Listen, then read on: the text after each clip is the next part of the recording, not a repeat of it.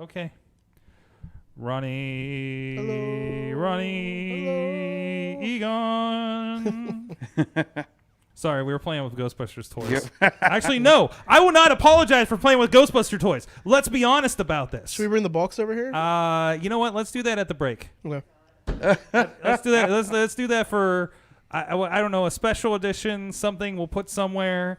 But it definitely needs to be out there somewhere. I don't want to do it on Patreon because I feel like the world needs to see it. Mm-hmm. Oh no, the box is coming. The box is on its way. The box is on its way. Hold on a second. Let me get over the shot there. There Missy, he is. why do you enable this? Yes. It'll be okay.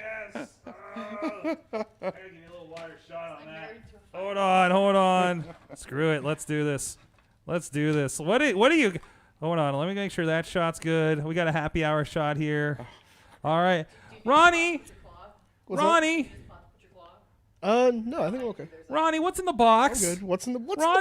What's in the box, Ronnie? What's in the box? What's in the box? Ghostbusters. Yes.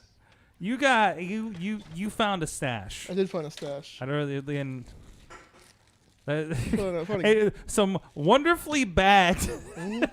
like I love the person. I don't know if we want to say who they came from, but there's the nice monsters. Oh, that was the This is late edition Ghostbusters. This is fantastic. I'm here to suck your blood. I want to show the Ecto 1 because the Ecto 1 is actually, I guess it's the Ecto 1A, right? Because it's got a Ghostbusters 2 on the front. Your camera's over here.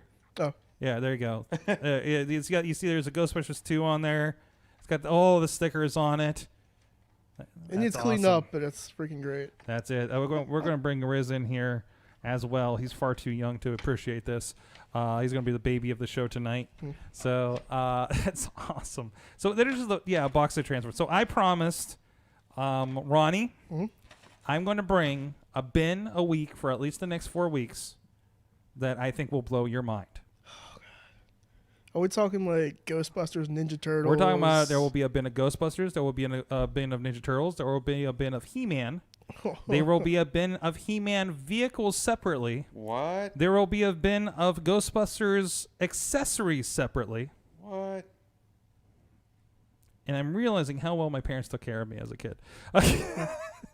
So now, my question to you is, do you have the Techno Drone? Do I? My brother did. I don't know if I inherited that. It might be in my stuff. But do you still have the playset, like the original like sewer playset? Yes. And the thing that I do not have, the missing piece of my collection is the blimp. A lot of people don't have the blimp. A lot of people don't have the blimp. Yeah. It's hard to get that, and probably just the parents did not want to fuck with that. I wouldn't either. No, it's difficult. Even on the Ghostbusters, I got the Ecto 1, 2, and 3. Oh, you got the plane. I got it with the helicopter. Yeah. You still have the helicopter? Yeah, it's got all that stuff in there. Yeah. You shouldn't even tell me these things. I mean, you should just drop the box. And they're in the bin. They got to be still in good condition because they're in like the Tupperware bins. Yeah. So like they are sealed, and probably all the He-Man toys smell like stinkor. Oh, it's fine. So why all these toys sound like patchouli? Smell like patchouli? I don't know. Oh man. Riz, are you with us? You are not. We can't hear you, Rizzy. Riz, use your voice box piece. Hold on, let me double check I didn't mute you. I don't think so because we had Mike on last night. Hold on.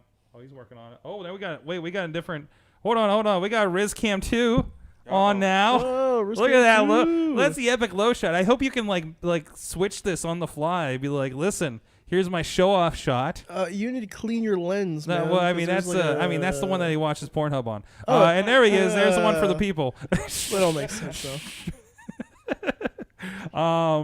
No audio. I don't see. I feel like I should see some like green thing bouncing with you, but I don't see that either. Riz, why don't you first? Let's do the recall thing. Sometimes that works. Oh, you're set up for your Twitch, and that's probably making things weird, right? No, that's not the reason. He's pointing at a thing. And he disappeared. No, I pulled up a thing.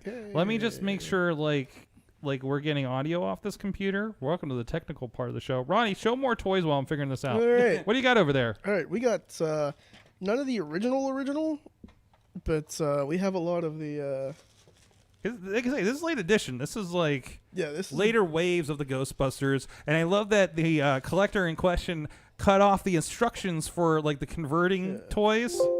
Oh, we definitely got music. Dude. Oh, hey, we need to plug in this laptop. Dude, like he has the proton packs in here. Yeah, that's impressive. Like everything's complete for something that was 1989.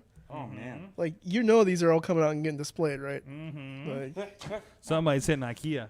Oh yeah, I'm getting those. Wait a second. Ain't get a power adapter. Busting this open. All right, everybody, I'm going to show you some toys.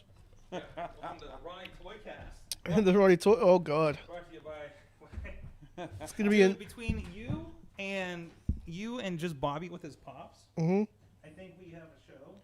Bobby and I can do a show together. Yeah. I'm not against it. It'll be like all pops. And that computer died. But then I'll tell him how lame Funko Pops are. Oh gosh, I don't get those, man. Look at the ghost. Oh, you ever seen the Bobby F. J. Town collection? I heard it's We're impressive. talking about museums on the other show. I think his place is a museum Really? of pops, dude. It's walls. Is this supposed Go look up Bobby F. J. Town on the Instagram. I don't know. I wish there was a Slimer, but there isn't. We got some Slimer action. We got some Stay Puffed action. Louis Tully, man. Louis Tully. Some Rick Moranis action here. I mean, they did a really good job making it look like Rick Moranis. Yeah, but without, right? Because I love how if you go back and watch the old episodes, like they even try to make him sound like Rick Moranis. mm-hmm. Like it's ridiculous. I hope this guy can stand on his own, because I'll have to figure out a way to make him stand. Well, could be worse. We could always be talking about the whole Lorenzo music scandal. Oh, jeez. Oh, that was the voice actor, right? Yeah, he was the voice actor for Venkman, but Bill Murray is like, man, he sounds way too much like Garfield, and he hated it. Well, because that was the voice of Garfield. Yeah. And Venkman's like, no, get him fired. Got Lorenzo Music fired, and then after Lorenzo Music died, Bill Murray offered to do the voice of Garfield in one of the Garfield movies. Yeah. Hmm. I put the proton pack on. Let's see. Okay, Tina, you're pissing off Tina. Why is Tina getting Hush pissed? with that blasphemy, Ronnie. Pops are awesome. Pops are stupid, Tina. Yes. And she said, ew, White Claw, so basic. He did call Listen, man. Listen, we're getting all basic white girl in here thanks to Happy Hour.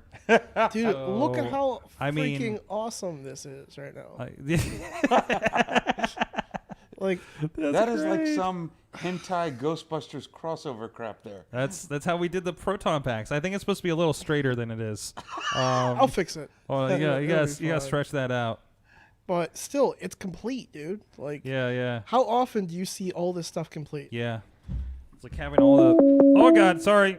That's definitely working now. I have yet to. I haven't texted Peyton Graham yet and showed him all this stuff. Oh, you mean Peyton Graham of the Steel City Ghostbusters? Yeah. Like he has a bunch of stuff, but like I haven't told him that I have this yet. Mm-hmm. So after the show's He might be over, watching. Yeah, he'd be Okay. like, dude, like, look at this. Check out my Ghostbusters, bro. That guy's like, what the fuck? Well, that's usually around here. Let's be honest He's about jealous. that. He wishes he has a Ghostbusters. Now we have a like giant me. TV in the front window, so they could, like you're like, you have a giant Ghostbuster now. So how do I? This is upside down. How do I make this not upside down? So what are you making upside down? No. Okay, maybe it goes on the other hand. All right, I got this. I need a toy cam for you. Well, I never had Louis Tully. Podner says that there's medication for that, Ronnie. What? Yeah, I was going to say, it's like, oh, maybe it needs to go upside down, Oh, switch hands. Yeah. Yeah, try Now the lefty. going to sleep mode. Try the lefty. Let's see. Hashtag date Ronnie. Hashtag, ladies. Already dropped in the chat room.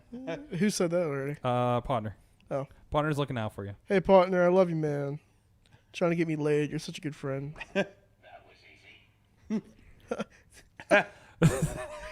Is that gonna be a new thing though? So Bobby had one, and I yelled at him, and he's not allowed to. And then we needed a big red button for when we added new Patreons on AwesomeCast earlier. Nice. So she brought me this. That was easy button. So. Oh, that's gonna be our that's what she said, but it's gonna be that was easy. Mm-hmm. We'll make sexual windows. Hold on, and let me that make was sure easy. this all works. Poppy. All right, we hear Poppy, so we know that the audio is working. All right, take that down before we get taken off of every platform. Playing with this thing. Riz, where you at? Where you at, I dog? think I'm opening all these right now. While we're waiting, this is our hold music. Is Ronnie opens toys that haven't been. What, basic sickness? Yeah. Is that too? Winston Zedmore. He comes with Let his me ghost. switch you up. Like, when you're a kid, and I even said this to him when I went to go pick this up. When you're a kid, like, what would possess you to put, like, your stuff in a baggie and keep everything, like, this stuff, dude, it's freaking mint Yeah. for being, like, Yeah. 30 years old. Yeah. And I said to him, like, what possessed you to, like, actually care about your toys, man? Because when I was a kid, dude, I wasn't taking care of my stuff. Well, I was taking care of. But for me, it was. I saw enough of like other kids' toys Yeah. to see how they treated it, and to be like, you know what, man, I'm not going to be like that. So That, or you have a lot of younger cousins who want to get up in your toys. yeah, that too. Exactly. I've never too. seen this guy before, What's that guy? ever. What is he? He was like a headhunter kind of gimmick. Yeah. Okay. Hold Kind of an orange hair. Yeah. Kind of. Do they have a name on there? I'll let you know when I bust him open. Mixed Make me packaging. feel What are we good. doing? We're opening toys. Opening toys makes me Ugh. feel good. I don't even know what this guy does, man. Oh, okay. His head goes up, I guess, and his eyes roll in the back of his head. I really need a camera like right here, but yeah, that's all he does. That's Okay. that's what ring announcer Nick does when everybody tells him he Oh, when he man. should I quit. decided When he should quit the fucking business. I need to make a. I need to quit the business supercut from the last two shows. I've been telling him a lot lately. I told him today to quit the business again. I tell him once a day, and I mean it. Seriously. Fantastic. Throw like a really goofy stringy beard on that. Yeah. Take a picture and put it on the Black Diamond roster as like announcer Nick. Announcer, this is what I look like, guys. My name is Nick. I'm a shitty announcer. I should quit the fuck. I should quit the fucking business. Oh, jeez. Anyways. Yeah, he thinks I bust his balls too, but I'm completely serious when I don't quit the fucking business. Oh, the zombie monster is what it's called. To activate original. monster, Kenner, 1984, man. Oh man. To activate monster, press knees together. To activate monster. I guess I gotta activate him that way. Then. Put your hands in the air if you're a true player. I just want to activate monster feed after midnight. I mean, What are we, gremlins now? I know, right? Don't feed it after midnight? I mean that's when you think activate monster. That's what I'm thinking. Activate, not just watch this like cheap Walmart kung fu grip. Oh, man. Oh, please tell me you have Street Sharks in one of your bins. I do not. Oh god, street. I am Sharks. not of the. I don't have a lot of 90s. I really don't. I don't know why that just popped in my head. It just popped there. Street Sharks. Street Sharks was shit. I don't believe it. He has a lot of Winston, Winston was his favorite one. I guess. Man. He's a big Ernie Hudson fan. You know? Who isn't a Ernie Hudson I fan? mean, let's Ernie's the shit. But wasn't Ernie Hudson only in like 2 movies? well, he was in. Dude, he was. No, he was in the movies, but like He was in, only in a few scenes in Yeah. the second movie. Well, oh yeah, he was. No, but I mean like 2 movies outside of Ghostbusters. No. He's been in like a million movies. What has he? He The was in Crow. The Crow. Oh, I love The He Crow. was- Oh, that's right. He was the cop in The Crow, right? I think there was that one movie, The Substitute, where he was the bad principal.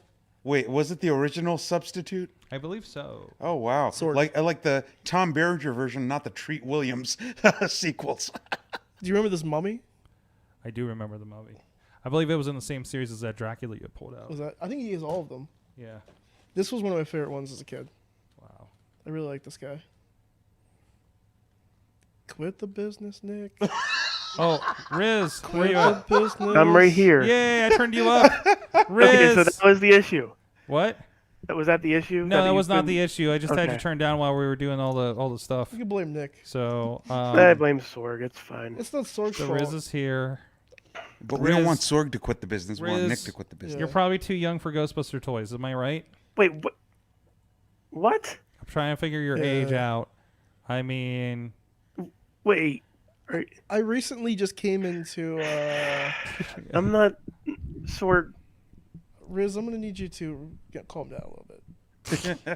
my age was in question. It is. How old are you, Riz? We don't not. You don't need to disclose if you're not comfortable with that. I'm 32. Okay. Okay, you're my. So, I'm in the realm of the Ghostbusters. have you put the camera back on me? For a Yeah, second? yeah. He doesn't get the camera though, so. I don't get the camera. Oh, sorry. I currently have a Ecto 1 sitting in front of me from the 1984 Kenner line. Oh, nice. And I also have all these Ghostbuster figures currently sitting in front of me from the 1984 Kenner line. You are probably very excited right now. On the couch, you just look like some kid who just had the greatest Christmas ever. Really. Yep. Like, think about That it. is the Mayhem Show all Christmas card. you're missing is the N64. I loved N64, man. I remember. Did we all when we played N64? The previous owner of the Yeah. toys is in the chat room, by the way. Thanks, Dan. He said, "I'm glad my toys are over."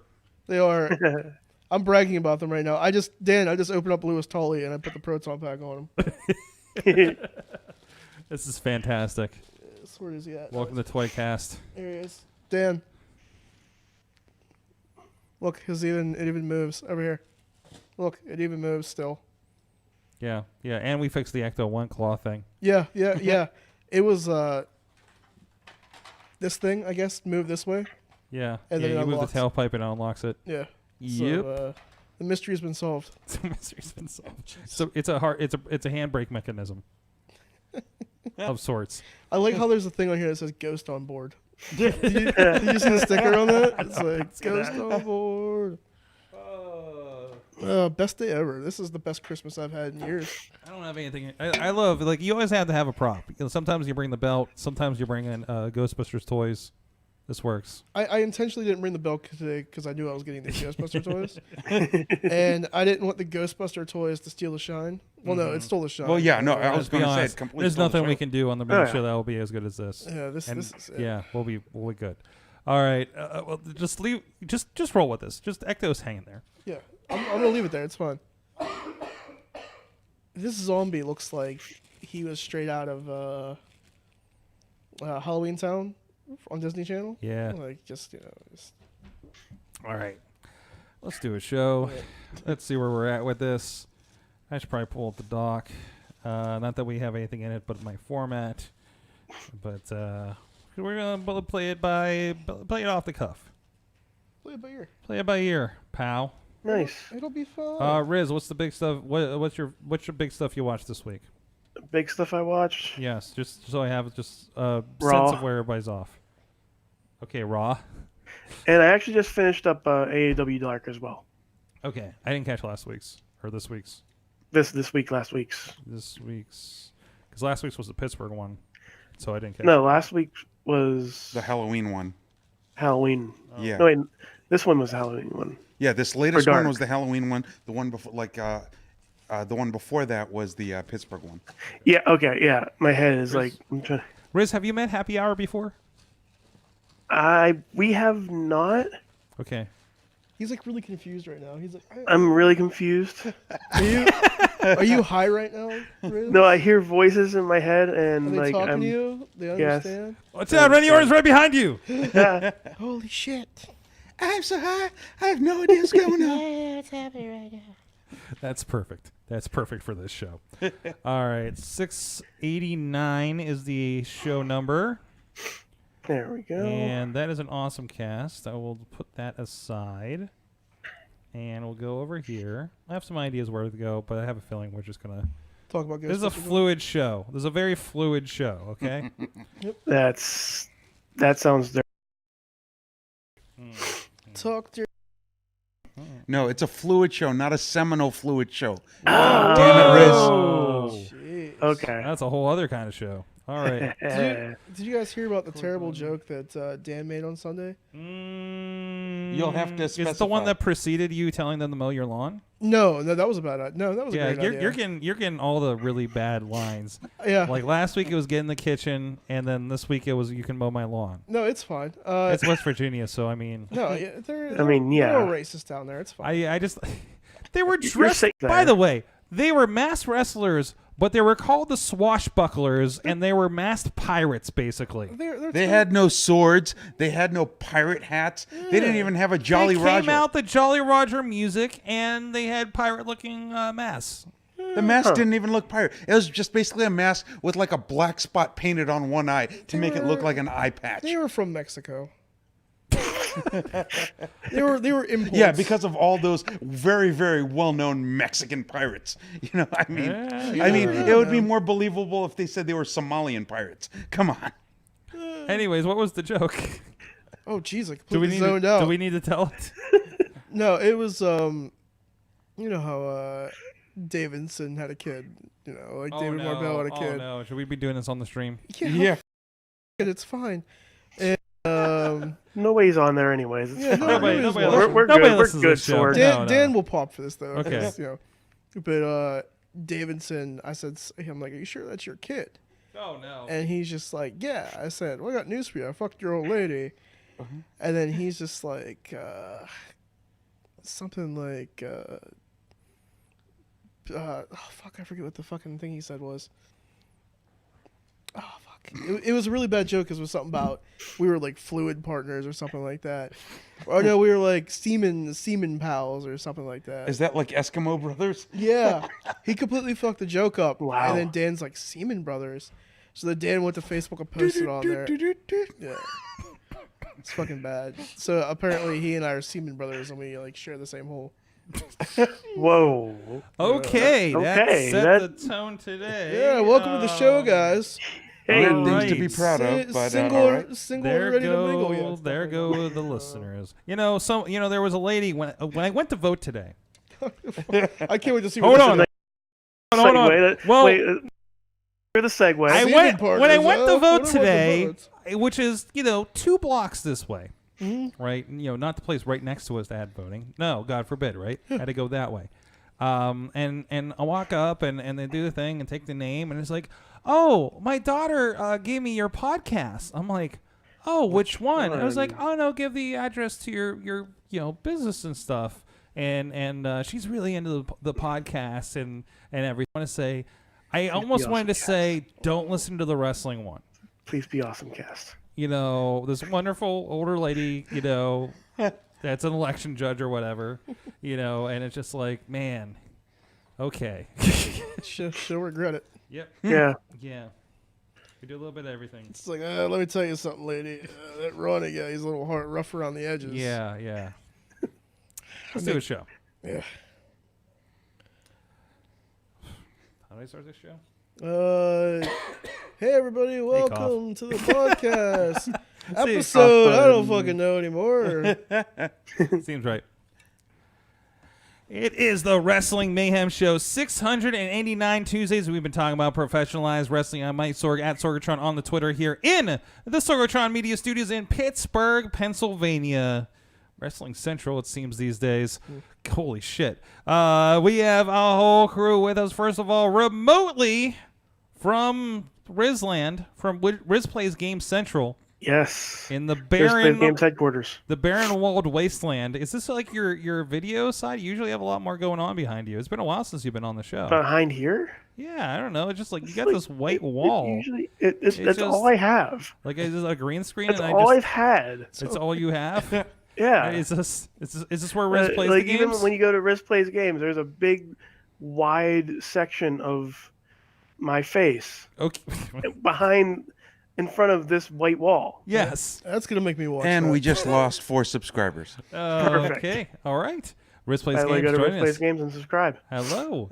Also with us, we have the only Mayhemmer with a trading card on the show. Hey, He is Ronnie Starks. hello everyone. Have you seen- Wait, what? The only co-host on the yeah. show Yeah, that's- with a trading card Sure. will qualify that. Okay. And also, Ronnie, you have not your championship belt, which will be defended this weekend, Friday, this yeah. Friday at Fight Society, but you have an Ecto 1. I have an Ecto 1 here, guys. There are Ghostbuster toys. We talked about a lot of it. We'll be posting that on YouTube. Wait. So which On is on the line, the Patreon. championship or the Ecto 1? Nobody's touching my goddamn Ecto 1 on a Ecto pole match this Friday. Yeah, well, I at was Fight going to say, Society. if that Ecto 1 is on the line, I'm canceling my weekend plans and I'm going to show up.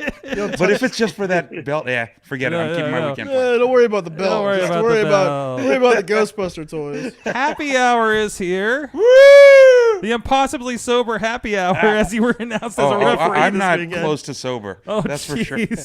So happy hour is here, and that means that there are some consumables. There are no laws on this podcast tonight because we got some claw. I know. Mac House is gonna pop for that. No. What? Sorg, are you partaking in the White Claw? I am partaking in it. I just held it up. Mm-hmm. Right, because I have a raspberry because I'm not a damn savage. I have a wild cherry because I'm a savage. Or a black cherry. No, you were trying to hand me a grapefruit. You're like, don't you dare hand me this I've shit. got a raspberry because I'm not a damn sandwich. That's right. Hey. The holidays have come early to the Mayhem Show. But anyways, we are here. It is time to talk about professional wrestling. And you can check out everything at WrestlingMayhemShow.com, where you can find links to subscribe to us in podcast and video form, or look us up on your favorite platform. And if we're not there, hey, let us know, and we'll do what we can to get over there. Except for your cable providers. So that's not happening. Hey, professional over there. I'm sorry. Professional I'm getting over excited. there. Okay. You can also ask your Google Home, your Amazon Echo, your Apple AirPod, or your EarPods, I guess, to listen to the Wrestling Mayhem Show podcast on all those platforms with your voice piece. And also you can drop us an email address at goodtimes at WrestlingMayhemShow.com or 412-206-WMS0 is the hotline that you can put on under drunk dial on your phone. Please, at Mayhem Show on the Twitter, Facebook page and group for Wrestling Mayhem Show. A lot of great discussions happening there throughout the week, including trying to figure out what's happening halfway across the world. This week, a lot of speculation, a lot of stories. It was like it was like Information Central. And, of course, we're here every Tuesday at 9 p.m. Eastern on Facebook Live. Plenty of other formats. We're out there on the Twitch, on the Facebook, on the Periscope, Twitter, Mixer on your Xbox. I think we just reconnected that. So we're back live on your Xbox. Yeah, the Mixer. You all right over there? This fucking ninja. Hey, it's good enough for AJ Styles to talk about Saudi Arabia. It's good enough for us, right? That's a good point. That's a really good point. But anyways, you can check us out on all those platforms. And if you're catching us later in the replay feed or checking it out on demand, please, if you want to comment, have anything else to follow up on, please hit us up at Mayhem Show on the Twitter with the hashtag WMS689 to continue the conversation. Thank you to our streaming partner, the 405media.com, still carrying this show and replaying it every evening so you can fall asleep to the sweet sounds of Mayhem. And thank you to our Patreon supporters, patreon.com/Wrestling Mayhem Show. Our friends at the fan of the show, $1 level, Bo Diggity! Woo! Ed Burke, Bobby F. J-Town, Tina Keys, and Team Hammer Fist. And our friends at the Potkey Club, $5 level, they get some extra special stuff like Ronnie Stark's watching matches. That's been happening a lot. We should have you watch the War Games match. You kind of already did, but... I mean, I can. You can again. You were in it, so, yeah. We can just do a replay of that frog splash. Just let it. No, let's not talk about that ever again. Yeah. That frog splatter. The frog splatter. I guess I'm gonna jump off. There's a lot of splatter throughout the night. Pocket Club $5 level. Our thanks to our friends Bradley Ruthers, who I'm desperately trying to get also in a match at the next BDW show, and Doc Remedy. Hey, you never know. Speaking of Bradley Ruthers, I was proposing he should have a match with a bottle of Heinz ketchup. Then he put over the Heinz ketchup and said, he's not quite ready for Heinz. So I suggested, wait, is he going under to a bottle of Heinz ketchup? Give me some great value action there. Oh. And also our friends Doc Remedy, Dave Potter, and Kyle Turner at the Pizza Club $10 level. At the $13 mic is Ryan Clark. And the manager at a $20 level is OccupyProWrestling.com. Our good buddies there on the West Coast. You can support the show as well at Patreon.com/Wrestling Mayhem Show. Get some extra content and such. So, do we want to start with a happy or want to start with a controversy? What's the controversy? Let's do happy first. Who doesn't have the controversy these days? Let's continue. Let's start with the happy. Good. I don't have a happy story. Okay, then let's do the I'm controversy. such an unprofessional. I don't have one ready.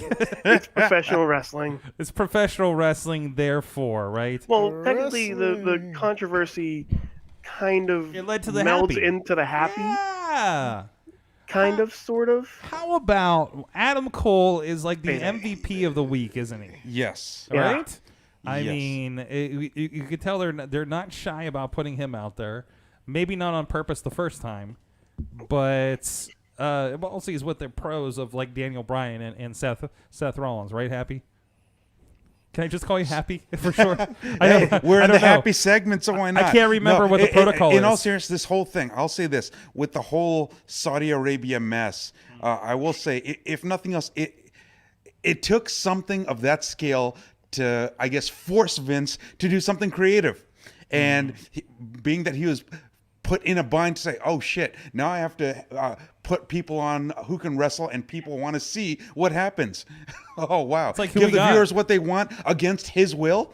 Right. Yeah. And I he gotta has a say, choice. like, it's probably fast tracking. We talked about this a good bit with Mad Mike and Nick Farah last night on the Monday Mayhem wrap Nobody up. talks to Nick Farah. Yeah, Well, quit the business. his mic man. barely works, so. Right. But it was a little of like, I think they were going to do this anyways. It just kind of got fast tracked because of the situation. Really astonishing as we were talking about a lot on the Wrestling Mayhem Show Facebook group. This idea that they the plane landed at 7:55 at Buffalo Airport and they got a police escort in. And when you saw the NXT, like Shayna Baszler barely got in position for when you first saw her, like that kind of stuff happening.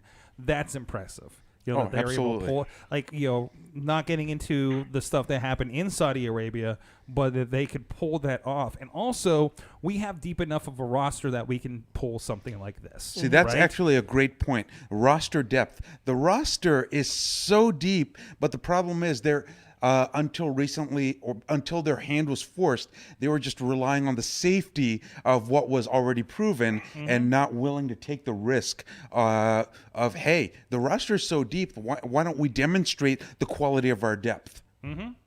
Absolutely. And that's what they need to do with going up against AEW. Like SmackDown and AEW go head to head. AEW doesn't have. You mean NXT? Oh no, that's right, NXT. Never mind. NXT. But yeah, but still, NXT and AEW go head to head, and they're bringing in stars from WWE that they don't use to go up against AEW. AEW has the group core that they have. Somebody like Omega, Page, Cody gets knocked out, Jericho, something like that. Who's coming up? Sammy? Here. I mean, there's If there was let's say AEW goes on an international tour to let's just say Europe, right? Something happens, they're way late, they don't make it to Buffalo, New York to do an AEW show. Let's say that's similar, just for parody here.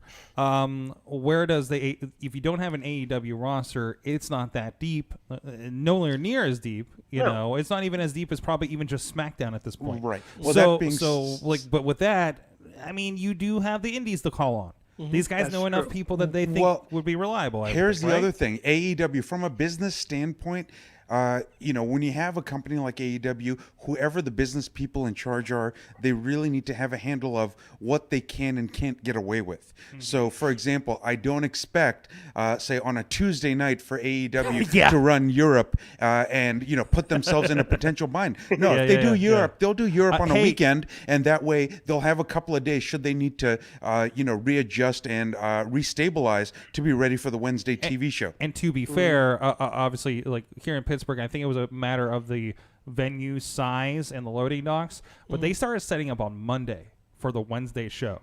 Right. Whereas, and again, 4 weeks in, they're pulling people from separate productions and making this versus 25 years, 30 years of lineage with WWE production, right? So, I mean, this is apples and oranges right now. Oh, absolutely. No matter what you think. Absolutely. They're like, oh, they're not as good as WWE. No.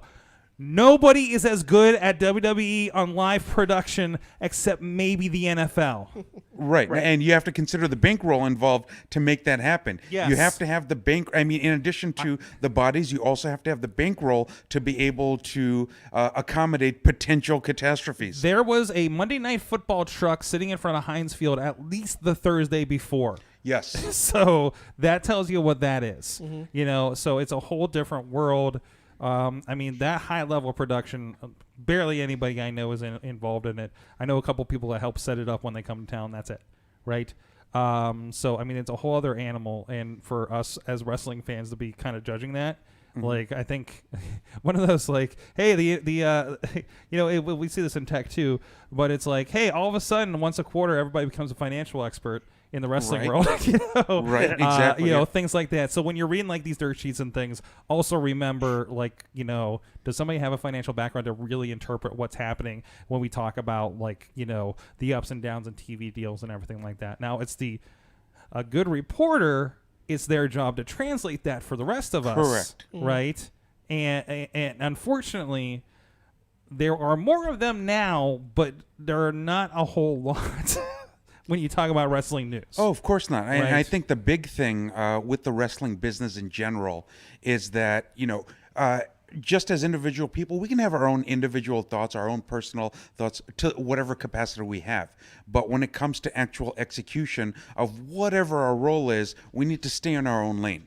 I mean, if we're a wrestler, I mean, some of us, there's not many wrestlers with incredible business sense. So, there are some guys that are just kind of speaking without having, the full capacity to evaluate end to end.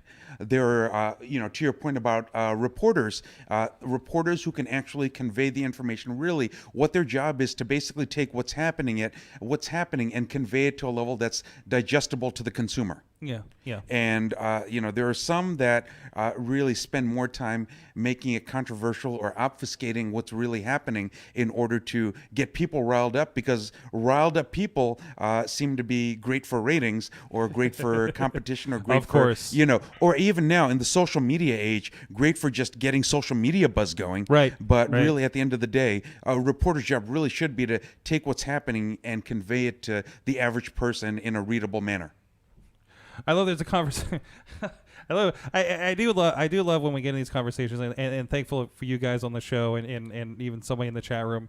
You guys are in the business, on a level here, so you understand a little bit about how the business works, and even, like, hey, corporate wrestling's different even from that, right?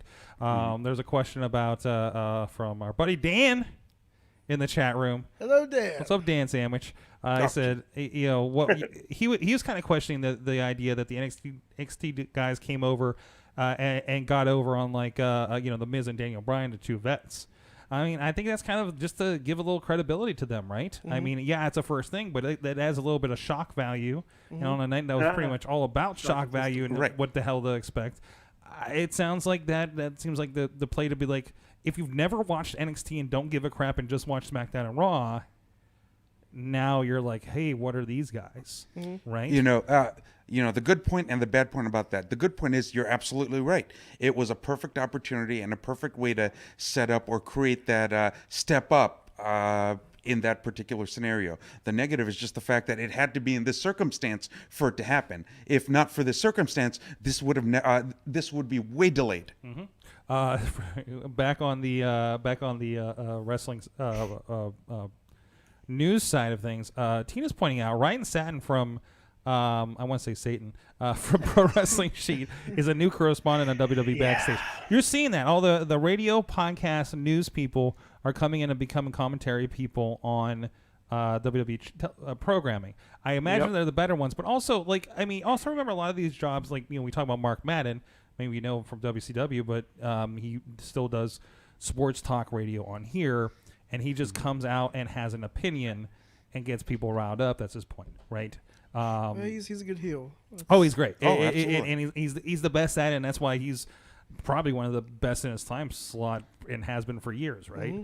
So that's why he's still doing stuff all these years later, right? I think that's the only reason why I listen to the X. Yeah. Because the radio station's just terrible in general. That's why radio is just terrible in general. That's why I have XM radio. Safe for Mark Madden satellite. and Mikey and Big Bob. Yeah, So, that's it. really. Dude, Mikey and Big Bob are great. They're amazing. Yeah. They're amazing. But anyways, we need to get them. We've had them on some tech shows in here a long time ago. Think we can get Mark Madden on here? We probably could. You want me to send out some but- emails? I mean, I've worked with them in the past, so I Really? mean, you just be like, hey man, remember me? I was told I need to Yeah. send out some more emails. I don't know what we do with them. I mean, it's one of those. I don't want people on the show just to have them on the show. Yeah. Like Right. you know this. I only invite certain people on the show. You know, when I have a vibe with them, and I don't know the vibe. Mark Madden's all right, but if I put him in front of a microphone, I know we're getting Mark Madden. Yeah. You know what I mean? He won't water And it then it's down. like, oh God, what are we gonna do with this? So, to be honest, but that would be awesome to do something like that for we could have some fun with that. So Mark, if you're out there, we know you listen. So I mean, you're only a hill over doing your thing. So Yeah, we know where you live. yeah, well, during the afternoons at least. Anyways, where was I going with that stuff? But no, I mean, as with everything, watch what you read, watch what you believe. It's always interesting when I have fans at at the grocery store or something, and I hear them spout something from like a dirt sheet. It's like, don't believe that, man. And the thing with Saudi is kind of a perfect example of that, right? Like we're hearing things. But they just signed a new deal for like 20 But they just years. signed a new deal. It was made out in the dirt sheets, and I say everything with air quotes here. Please qualify that when I talk about this. It was made out that it makes it sound like Vince didn't get paid for the last 2 shows in Saudi Arabia from the Saudi prince, and as if that's a direct transaction. And it made it like he delayed and would not put out the feed live in Saudi Arabia while you're in Saudi Arabia, and immediately got on the first plane out of town, just like he's an indie promoter that just left with the gate. That's what it felt like from the stories, right? So I'm like, this sounds familiar, but with more money and in the desert. So, and without Balls Mahoney showing up at your door. Yeah. But And equal amounts of people trying to kill you. yeah, exactly. Maybe so more tactical. But of course, everybody got stuck there. Mechanical failure. The one thing out of all this that I can fault WWE for, one thing that they definitely did wrong was putting going out a back. statement. Not going. Okay, going back. This can be still debatable whether you're a business mind or a human rights mind on this. But going out and doing a statement about like, hey, some people aren't making it for SmackDown. Some of the guys felt so strongly about making the show that they chartered their own plane. Meanwhile, everybody else is on the tarmac reading this and have been very vocal on Twitter and said, "Oh, I guess I'm not faithful enough to the company to charter my own plane." Your Luke Harper's, your Anderson, your Curtis Axel with his dog, so, things like that. That's a disservice to your employees, like through and through. It has to be, Yeah. right? So Yeah, you don't just take certain people with you and leave everybody behind. right. Right. Like Yeah. that's not cool. Like I get that Brock got out because he's got his own plane, right? I get it, like maybe Tyson and Kane did, right? Because they're Tyson and Kane. You know, they're obviously different people. Yeah. But but to say like, well, in this situation, I'm like, well, sure, Roman Reigns went and chartered his own plane because he's Roman Reigns. Yeah. Right. But also, like, remember, like, Curtis Axel does not get Roman Reigns money. They can charter his own damn plane halfway across the world Like, in a reasonable manner. I was following the whole ordeal through the Street Profits Twitter feed, and you can tell they're trying their best to, like, make it okay. But way you saw like the eyes, the reaction, the feeling of what the hell are we still doing here, even though they're not saying it. That was deep. Like you can tell that was what most of the people in that area was thinking. Why am I still here? Why am I on this plane, waiting for this plane? Where's my plane? I want to get out of here. And you can see that in not Montez Ford, I forget what his other one is, but you can see it when he was just dead staring at the camera. You talking about Luke Harper? No, not Luke Harper. Okay. The Street Profits. Dawkins? Dawkins. Angelo yes. Dawkins? Yes, he like the dead stare that he had Yeah. when waiting for the plane, getting off the plane, just that feeling of that was the longest trip I've ever It was taken. also like, oh, so this is what it's like on the main roster too. So I mean, there's that too. It's like, welcome to Raw and the desert. It's interesting, and we'll see how it develops. I mean, I'm sure it's kind of a thing that's going to be addressed or has been addressed. Just like the controversy last week. I'm sure somebody has had a conversation, and we'll see what happens with that. Let's see. I'm just double checking. I know you guys have some comments. Alex out in California is saying how many people will not go to Saudi next show. I think some more. lot. I think some more people will take the option not to. Yeah. Right. Absolutely. Unless they're like, getting put in a, we'll give you more money because you're, say Seth Rollins or something. And I wouldn't be surprised if you don't see more. Well, I wouldn't be surprised if you see more celebrities, like legends, just to make an appearance there. Yeah. No. Yeah. Well, Just to have filler. Here, sorry to interject, but this will go beyond wrestling, and I mean, in part because I personally have been very vocal against the government of Saudi Arabia for decades. Oh yeah. From my own experiences, I've been to Saudi Arabia a number of times, and I've understood just what the culture and the climate is. They're the type of guys that you could be like, oh, well, hey, yeah, let me go to the bank, get $10 million. And a Saudi's going to be like, oh, that's cute. Or let me look and see where in the hamper I put my $10 million in which pants that are going to put in the laundry. And I'm just like, that's just the kind of people particularly the aristocracy. That is just how they are. And I've experienced that directly firsthand many times. And the problem is, for all the situations where it's brought up, there will be a number of folks thinking twice. Sadly, to borrow from the $1 Million Man, everybody does have a price. People are going to think twice until Saudi basically just ups the ante and says, I'll tell you what, for your trouble, I will give you, extra zero on your check. Yeah, and we know reports from Jericho. They're saying they got paid more money to be able to bring Shawn Michaels out of retirement. It was more money than they've ever been offered for a single wrestling match, right? Exactly. So and to them, it's play money. Yeah, it's play money to them. Yeah, and it's there's a comment I've been kind of rolling in my head, and unfortunately it applies to this. There's it applies to other parts of the business, but there's like wrestling business, and then there's like business. And when things don't make sense to us as fans, wrestlers, whatever, what WWE does, you got to think, hey, why is so and so not getting over? I was like, well, who's selling the T-shirts? Right, that's how the wrestling math is happening there, and it's happening to a different extent when we talk about Saudi Arabia. And then what happens as fans? Like we are fans of WWE.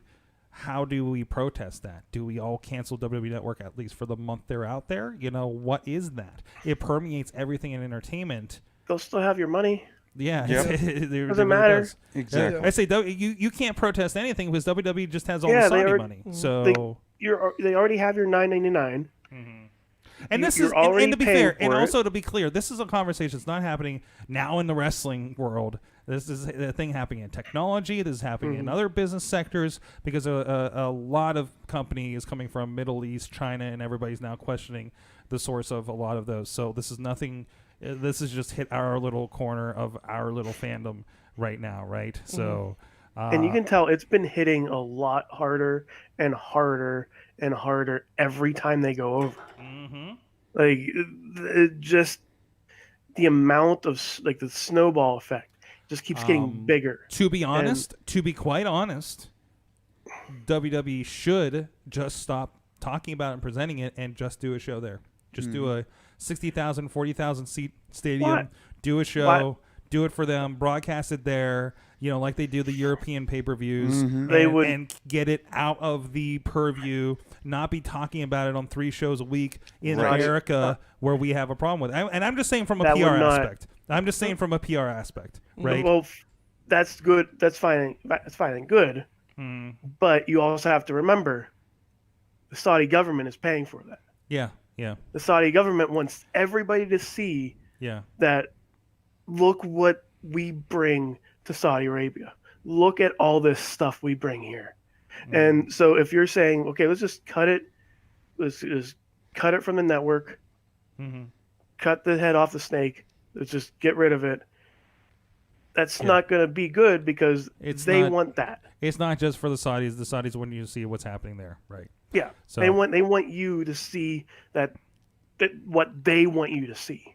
It's unfortunate. Well, there's plenty of other companies out there, so if you do want to move on, holy shit, we got options. We've been talking about a lot of them, and we will here in a moment. But in the meantime, another option, hey, you know what? Who's definitely not backed by Saudi money is IndieWrestling.us. Check it out, IndieWrestling.us. That is a segue, Sword. We're going there. We're going to go there. So, and next week we'll be broadcasting from IndieWrestling.sa. So, God, I hate that wrestling has to be politicized like this now. But you know, it's what it is, unfortunately. And it's gotten so big. We've this is an ad. Fuck it. IndieWrestling.us. IndieWrestling.network. It's no IndieWrestling Network. It's non-conflict professional wrestling. Ooh, I think we're going to work on that. I want to work on a tagline with that now. We'll get that to the marketing department. Of course, we just had the big thing. Of course, a participant in the War Games. Nope, that's not Riz. That guy. Not me. That guy with the Ecto One. He was not in the blue cage. He was in the big blue cage. In War Games, that's before he had the Ecto One, and so my ribs hurt. Podner says, "Hate murderers and treasonous leeches. Support IndieWrestling.us." Thank you. From the man who said, "Kick the door down with Slice on Broadway," and I say, "Please don't." But no, we did War Games, the Cage Carnage with Black Diamond Wrestling. So that was a fun show. That was a damn fun show. That you were in, I'm sure it was painful on your end. Yeah, my ribs hurt. There were some good matches, but the crowd, I can't say enough about how much the crowd was into it. That was my favorite part of the night. And that's, ignore happy hour chance aside, seriously, I was actually paying attention to most of the show. Yeah. And the crowd energy was very good for most of the show. Happy hour comes out for 2 matches, the referee. As a referee, and I get a bigger pop than the wrestlers. As holding a beer, by the way. And then, and then the next match, I look over my shoulder, and I'm like, he's just sitting in the crowd. I'm just like, what the hell is going on here? But you can do that in these. Our friends at Black Diamond Wrestling out of Benwood, West Virginia, south of Wheeling, West Virginia. Also, a lot of great stuff. There's a lot of wrestling going on this weekend. Our friends Rise Wrestling and Prospect Pro Wrestling both gearing up for their December anniversary shows, which are also the same night that month too.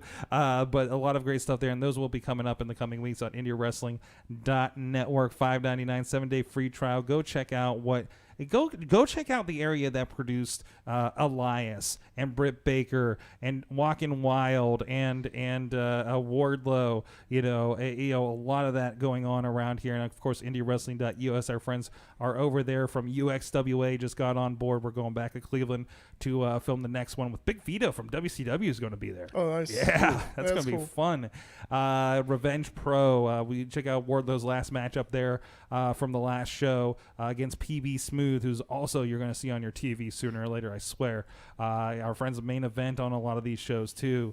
A lot of great stuff over there. Buff Bagwell was at RWA last month. Yeah, he was hanging with. You got to see Buff Bagwell in person. So Riz. buff, and he looks exactly the same. He does, strangely and creepily, but he does, and it's even great. without the steroids. Other conversations. Yeah. So, but anyways, but no, check out everything. IndieWrestling.us, IndieWrestling.network. Another way you can support indie wrestling. So, oh, the chat room is still reeling from that last conversation. I try so hard to keep those conversations off this show, but they're just so strong right now. Obviously, we had. There's other news going on, other wrestling in the news. Other people going off on Twitter. We talked about Jordan Miles a little bit last week. O'Neal Lorcan. Oh, really? I don't know. O'Neal Lorcan got suspended. No, what'd he do? I don't know. Oh, did he block you? No. Well, first of all, I don't have a personal Twitter account anymore. No, that's right. Do we know why you got kicked off at Twitter? No. No, they don't even tell you. They don't even tell me. God. I have to log on to Twitter myself, but at this point, I'm like, I don't even know my password, so I'm just gonna. Oh, okay. Oh, Yeah. so it's more about. It's not about like it's a mystery. It's just like. By the way, password's a follow mystery. me at Risk Plays Games on Twitter and Twitch and everything else. All right. Rebuild the house. I got it. But we had Shane Taylor in here on Friday, the Ring of Honor World TV Champion. And of course they were here in Pittsburgh, and maybe some of you saw my close calls with wrestling on Saturday. Yeah, I'm glad you didn't stand up. Good thing I didn't stand up. Yeah. Yeah. Kenny King hopping over my head. That was fun. That was somebody said almost an injury waiting to happen. Somebody said it looked like back when Eamon had like ACH. Speaking of Jordan Miles, do like a wall run over his head or something. He did the splits like above his head. Was it a split above his head? Yes. Was that it? I don't know. He did some move over the top of his head, and he just kind of had that like jump thing. And apparently, I did the same thing. But anyways, other than that, but Shane was on. He did talk a little bit about Jordan Miles. Also, apparently, as he walked in here, he found out about the Joey Mercury rant, where Joey had apparently had quit Ring of Honor, running down some things about safety concerns and people's pay were being revealed, including friend of the show Kelly Klein. And things like that, including revealing, hey, Shane Taylor's contract's not going to get renewed at the end of the year. To which he walked in and saying, I don't know anything about that. So he made some statements on the Indie Mayhem show Friday when he was in here live. You can check out clips of that on our social media for Wrestling Mayhem show, indiewrestling.us as well. But it was such a weird week between Saudi, that was happening in the midst of the travel woes, Jordan Miles earlier last week. It's just a lot of reactions to businesses behaving badly, unfortunately, which I got to say that AEW has to be smiling ear from ear over the weekend. But you know, it's kind of an interesting thing, and of course, I noticed that Ring of Honor, thankfully going into two shows where they were kind of more creative shows. They did experience here that was kind of, I liken it to a Taboo Tuesday, Riz, back in the day, where they had a lot of fan pick stuff. We got to see Jeff Cobb twice because he was picked twice for matches, one against Dragon Lee, another one in a 6-man tag, teaming with Colton Cheeseburger against Villain Enterprises, with Dan Maff filling in for Brody King. Brody King? Nice. Yeah, not Brody Lee. That's Luke Harper. And then they did Unauthorized, which I love this. One side was Shane Taylor Promotions, including our friend the Rev Ron Hunt, by the way. And on the other side was Colt Cabana, Ian Riccaboni, the commentator, the ring announcer, I believe, was a part of it, if I'm not mistaken. Todd Sinclair, the referee, who did a leapfrog. He does not look like the most spry individual. Sorry, Todd. And the cameraman, was ringside. Was on the ringside, in a match, still holding his camera. I wonder if he's the same one that Kenny King had the issue with, where he ran right into the camera and knocked himself out, that they made fun of on the show this last week. Oh, gosh. Did you guys see that? I think we have a new experience for you.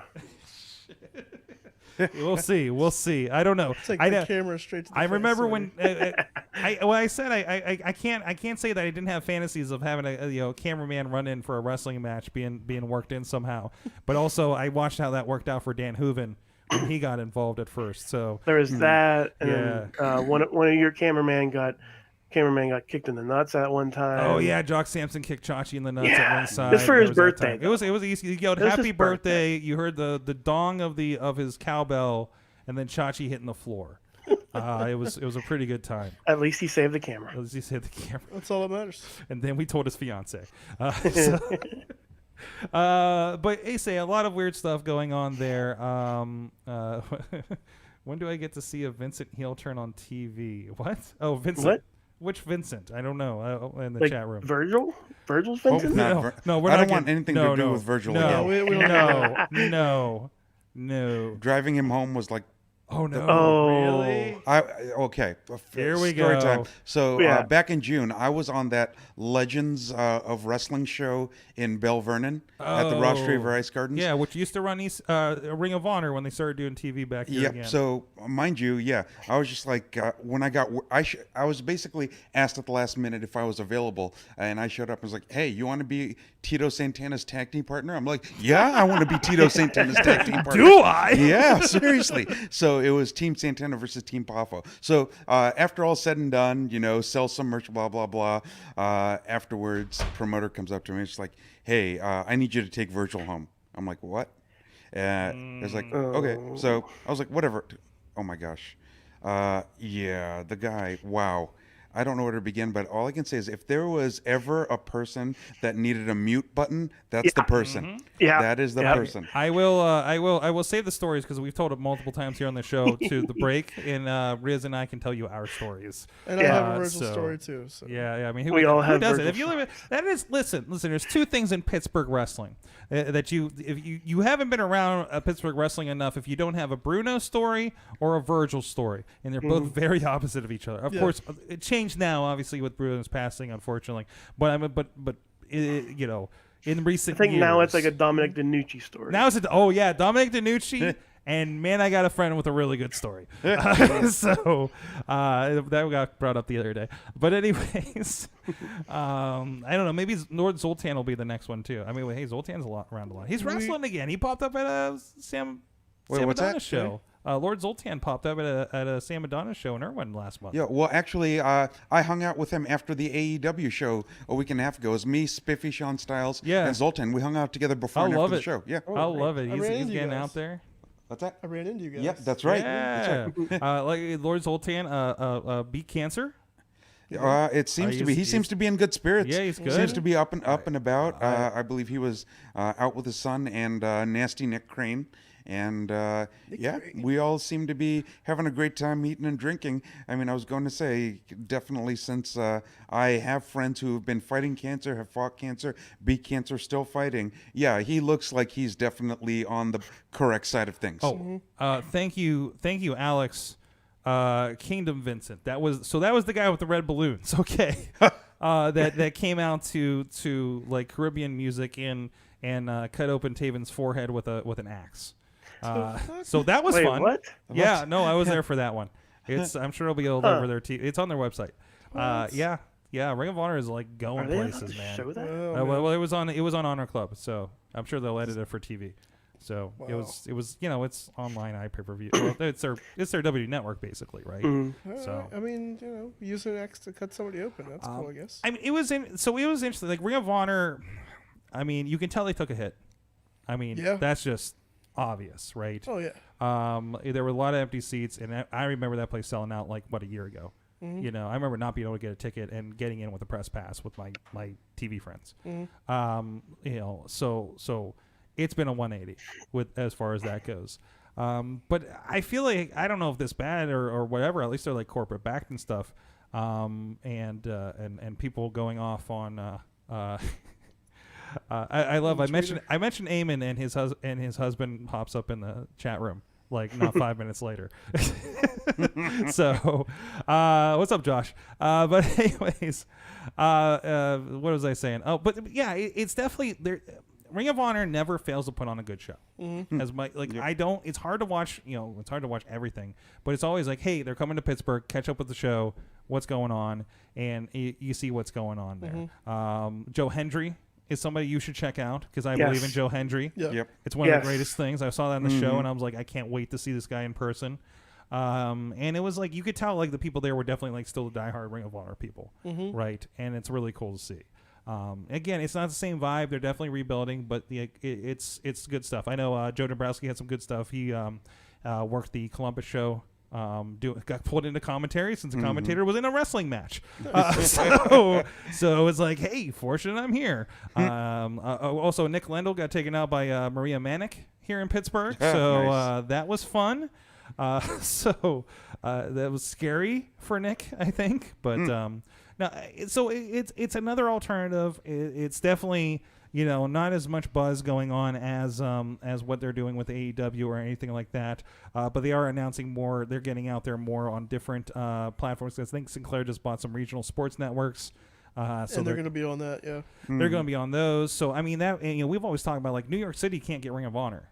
Mike can't watch Ring of Honor on television, but this should hopefully fill in some of those gaps, right? So I mean, anything with that's good for them.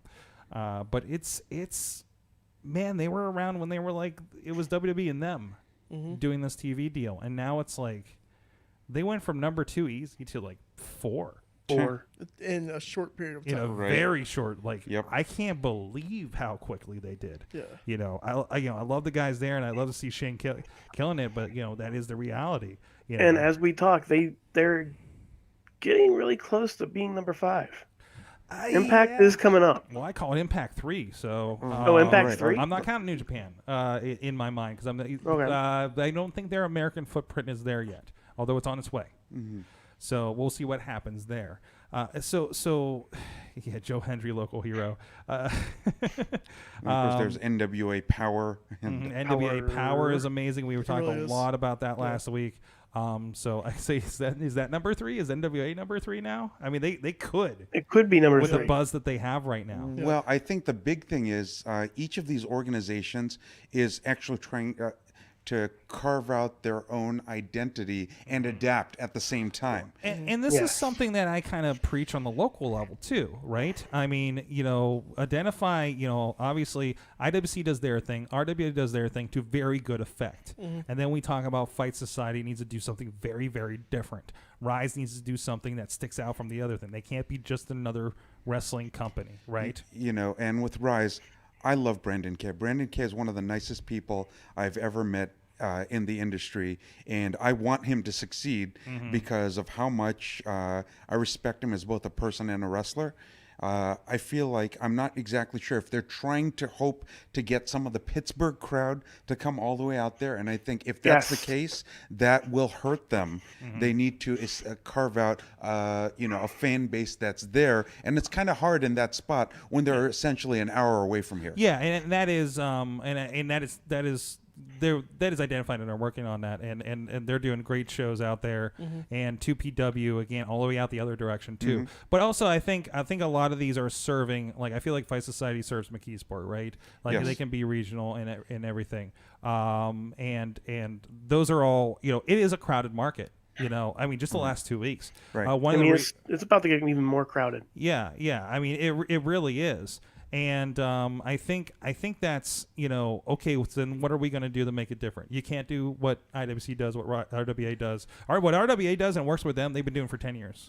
Like that is those people. And literally, if you go look, we have a lot of matches from as far back as 2010, I think. And you will see the same faces. Like, that's a fact. And you can't, you're not competing. And to a point, you're not competing because those people don't cross over quite as much. But it is happening, and this is happening in different towns around. Like, you have to look and say, hey, we're going to put out wrestling. You're like, cool.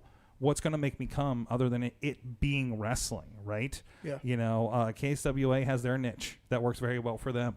They have a vibe that works very well for them, and fans that like what they put out, fans that like what Fight Society puts out. Well, what here's the thing: RWA's KSWA has 2 advantages. One, they have smart business people who understand who their fan base is. Yeah. And 2, location. Yeah. I mean, you can get foot traffic to Spirit Hall. Yeah. And that's huge. When you can get foot traffic and, your ticket prices are $10 for Lawrenceville, $10 to do something for fun at Lawrenceville, at Spirit Hall where you can get food and drink. That changes $2 everything. PBRs, man. $2 PBRs, yeah. PBRs. Well, here's the thing. They also from time to time carry Fury beer. So I'm just like, I'm like good. to toot my own horn, but they carry it. Well, by the way, we mentioned his name is Happy Hour. Yeah. Well, here's what I'm friends with Justin Sane, and actually in one promotion, my tag partner is Joey Cuervo, and we're just like trying to figure out how do we get happy hour there when imagine halfway through a match, if I need a pick me up, I just walk out to the bar, drink my own damn beer, and go back in and finish off. It's definitely the ultimate cross promotion, right? Right, absolutely. Well, in WrestleRex, I think they're hitting that formula too. Like their show last week, like I don't think it hurt from being the day after AEW. But it was something very different. It's a spectacle, and I think everybody's finding their niche and finding what that is, and it comes and goes. It's the fans that I saw at Ring of Honor. I don't think I've ever seen at an indie show. Really. There was, I mean, and I had a lot of that I see everybody that you start picking up. I mean, you guys go to a bunch of shows, you pick up on familiar faces out there, right? And there was pretty much zero sense of familiarity, except for that one guy that always starts a chance. At all the Ring of Honor shows, right? That is, the crowd fluffer I call, right? I had that same reaction to AEW, but to me it was, I've seen WWE crowds. Yes. And I've never seen anybody there from a WWE crowd.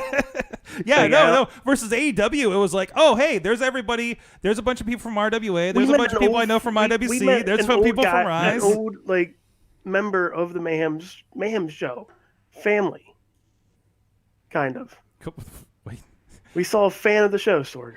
We did. Wait, are we talking about the same one? Are we? Are we talking about the tall one? Yeah, we're talking about the tall one. Okay. Yeah, absolutely. It all comes together. I haven't seen him at a WWE show. I haven't seen him at a show in 4 years. I don't think I've seen him since Ring of Honor and Wheeling, to be honest. And that I haven't seen him was since AJ Sakara. Styles and Matt Sydal in the main event, which was fucking amazing. I remember that. Oh, those were the days. I was pretty shit-faced. Hey, that's my gimmick. I think it's the first time I ran into somebody and said, hey, you should come to, I got handed a Black Diamond wrestling flyer. I'm like, I'm not coming back out here tomorrow. It's, I remember during that show, I think that was when I was taking a break. Mm-hmm. And I was just hanging out, and somebody's like, when are you coming back to Black Diamond? I remember being so hammered because I was going to get another beer, and I said to the guy, I'm like, I don't have it. They don't fucking book me anymore. I don't know. Watch who you're handing to, man. So I got handed a Mick Foley flyer at the AEW. I'm just like, yeah, I'm going to have his Oprah on 2 weeks. So Matt Light, I think, is coming on next week on the show. So Nice. and I think he just shaved his head. Yeah. So new look, Matt Light, unless that was a joke pick. I'm not sure. You can never tell with Matt. So, but anyways, a lot of wrestling, a lot of round, a lot of rounds. a lot of going around, a lot of pizza going around. Yeah, you know what's going around, and maybe, Pizza's round, Sorg. maybe pizza is round, Riz. That's a good segue. And to talk supporting about, supporting Pittsburgh podcasting with the perfect pepperoni pizza. Can somebody hand me a visual aid over here? Can somebody give me an assist here? Of course, here in the Pittsburgh area in Beachview, Carnegie, East got End, this. PNC Park. I'm sorry, I got my a good producer view went here. home, so I don't have an I got assistant. a good view here. So I'm asking the guests. There it is. Is Our there friend Slice on Broadway. I think we got a couple slices in here. Is there anything left in Slice there? on Broadway here in Pittsburgh, and of course, there's not slice everywhere. But there's a lot of them, and they've been growing since we've been here. We like to say it's the Pizza Mayhem bump around here. So if you want a really slice on your Broadway, go find a Broadway Avenue. They're in every damn town, it seems. And take a picture, tweet them under PGH_slice on the Twitter, and tell them you want a slice on your Broadway. It's really great. SliceOnBroadway.com. Thank you so much for supporting the show. It's so We need great. subtitles. Yeah, whatever he said, that's what she said, I guess. Yeah. It's Thank you so much. You guys are going to hear from Katie for a minute. I want to be back with a big question, and I'll finish this slice. I'm about to go grab a slice. Take it away, Crady.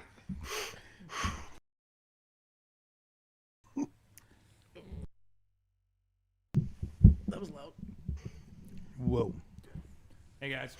All right. Are we doing Virgil stories? Short version. Oh, yeah. Both Riz and I got stuck at the table next to him at Steel City Con. I'm so sorry. The next time was when Joe Dombrowski did, and that's what spurred the Legend of Virgil DVD, where we interviewed him in his, huh? Joe hates her. Joe hates what? I'm pretty sure Oh yeah. Yeah. And we went into his house and had him set up his table and interviewed him, and then fact-checked everything with pop-up video style. And this was like right before or right after? Right before he signed with the Iron Sheik guys. Yeah. Oh man. That's a whole other story I can't tell on the stream. Riz actually got a happy birthday phone call from Virgil. Not even a happy birthday. How much did that person pay to get that phone call? That was like $10, wasn't it? You know, Virgil. More than $10. More than $10? It was. What was it? Your dad gave you a call. Mm-hmm. It was the. Oh, I knew the number. I realize Happy doesn't have his headphones on to hear this. Oh yeah. So Sorry. am I stopping or am I still going? Go ahead. He's back on. So Get this. I knew the number on the phone, so I pick it up and I'm like, I'm waiting for people to come home. Or waiting for me to either go pick them up or saying, hey, we're coming back home.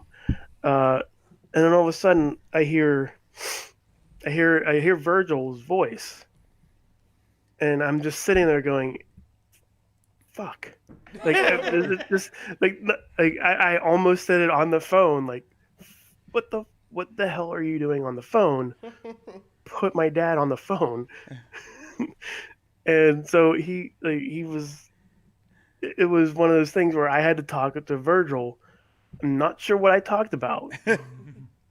But I think most of the conversation was just like when I was stuck with Virgil at the con, going, "Yeah, yeah, cool, Okay. Actually, that's exactly what happened. Was when I was asked to take Virgil home, I was actually also taking Laney Poffo back to his hotel. So I mean, I agreed to that readily, and a promoter, I'm not going to name him, but came up to me. I was like, hey, you want to take Virgil home? I was like, you're not asking me this as an option, are you?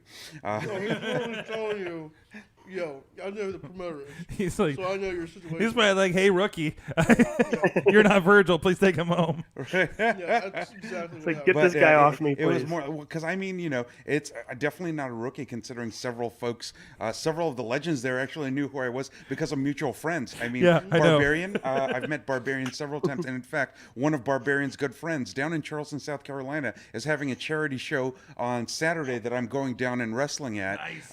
Maestro is probably going to be on. Big The WCW Maestro? Yes, Papa Stro's a friend. Nice. Oh, and I've got a great story about him too. I think we talked about it when we did your interview. Oh, didn't that's we? right. Yeah, I shared an Airbnb with him back in January after because his hotel room fell through, and I was like, hey, I've got a two-bedroom Airbnb. Come on down.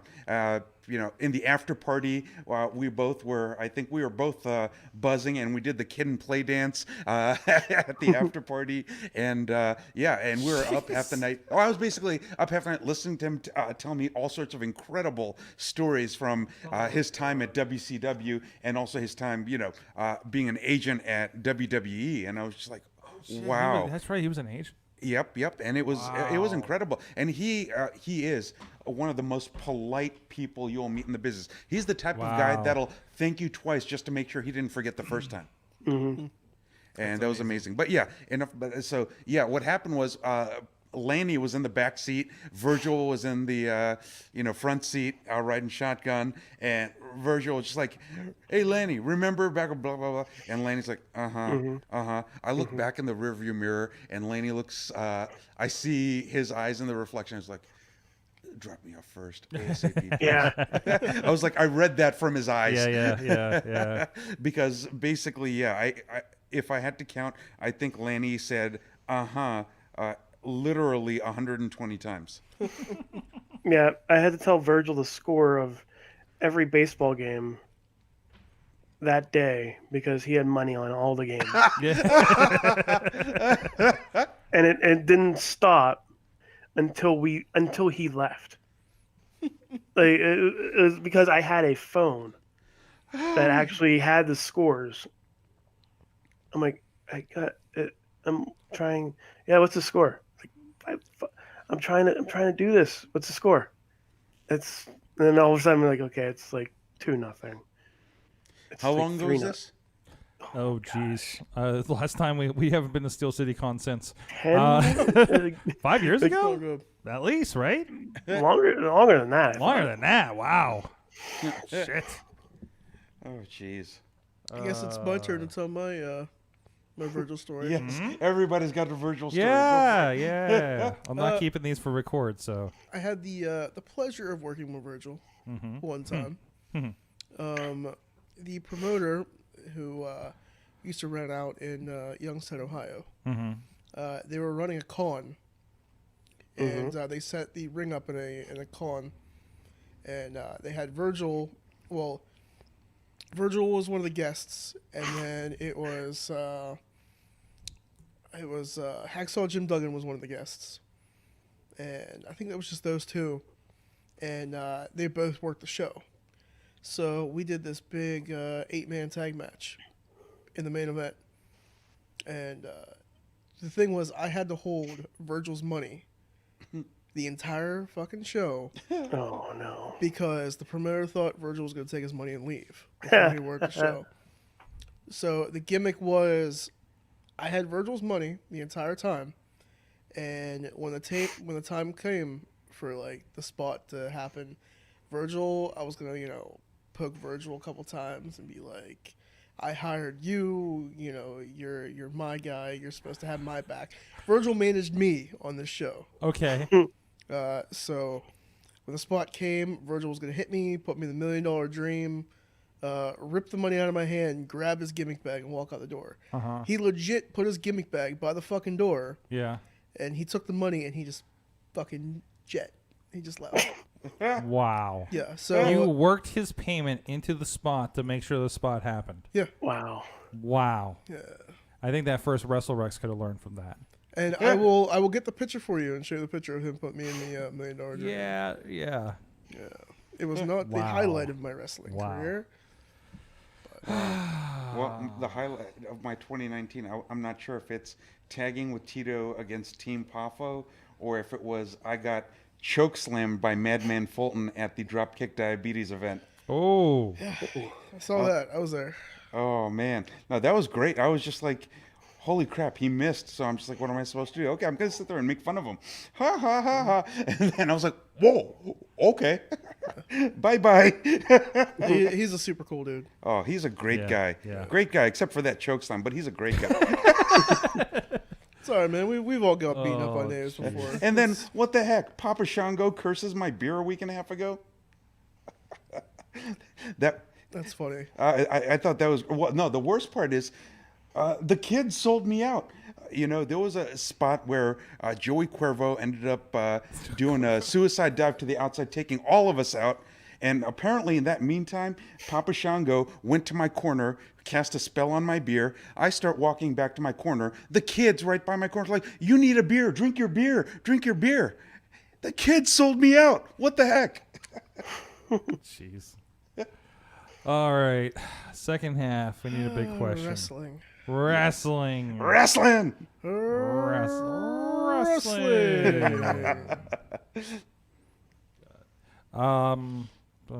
I got one, but I think we've done it before on the show. But of course, Let's do it there's again. all different people here. Let's do it. I was gonna do the foreign venue question, like where was your favorite place they've been? But I'm not sure. I gotta come up with something better than that for this.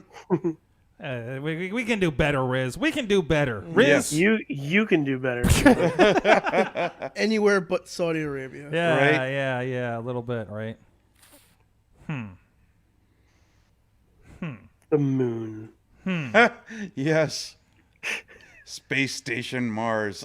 Oh, this International Space Station would be a fantastic place to have a It would wrestling be match. really I awesome. feel- They might as well because, in about a year from now, people are going to actually be able to go to space. Right? Which is crazy. I want my flying car, but Right. fine, I'll go to space on vacation. What could We skipped possibly it. I want what could legit possibly go hoverboards. wrong? Man, legit hoverboards. I Not do this want a like hoverboard on somewhere. 2 wheels crap. I want a legit hoverboard. Yeah, Dr. Dan. Yeah. I got super excited when they're like, "Oh, the hoverboard's a real thing," and I'm like, "Yay!" And then I saw, I'm like, "That's not a hoverboard." No, that's just like a messed up roller skate. Kind of. I want a hoverboard really bad. Yeah. McFly. First Lucha Underground temple. Is that so important? Okay, sure. It's probably no. I dig it. Like, it's an actual warehouse now. Yeah, it is back to being an actual warehouse. Is it? Probably. I mean, Probably. where it was. I want to see if the graffiti's still there from the show, because it was weird. Because you walk up and you see like the big Rey Mysterio thing. I was just like, I'm in the right place. So, Oh, you actually saw it live? You went? yeah, we went. It was some season 3 tapings. Oh, no shit. They gave us some because they loved our recap show. Nice. So Chris Joseph has been on it multiple times. We had Vampiro. We kind of had a run-in from Drago. So we asked him how the bathrooms were on the new set. That was fun. So, cool. But no, yeah, I got to go. They took Alex from Occupy Pro Wrestling since I was out there was the first time I went to California for work. And I was like, I'm going to go a couple days early and try to get one of the tapings in. And we had VIP tickets. Got to hang in the lounge. They served free bagel bites and Bagel bites.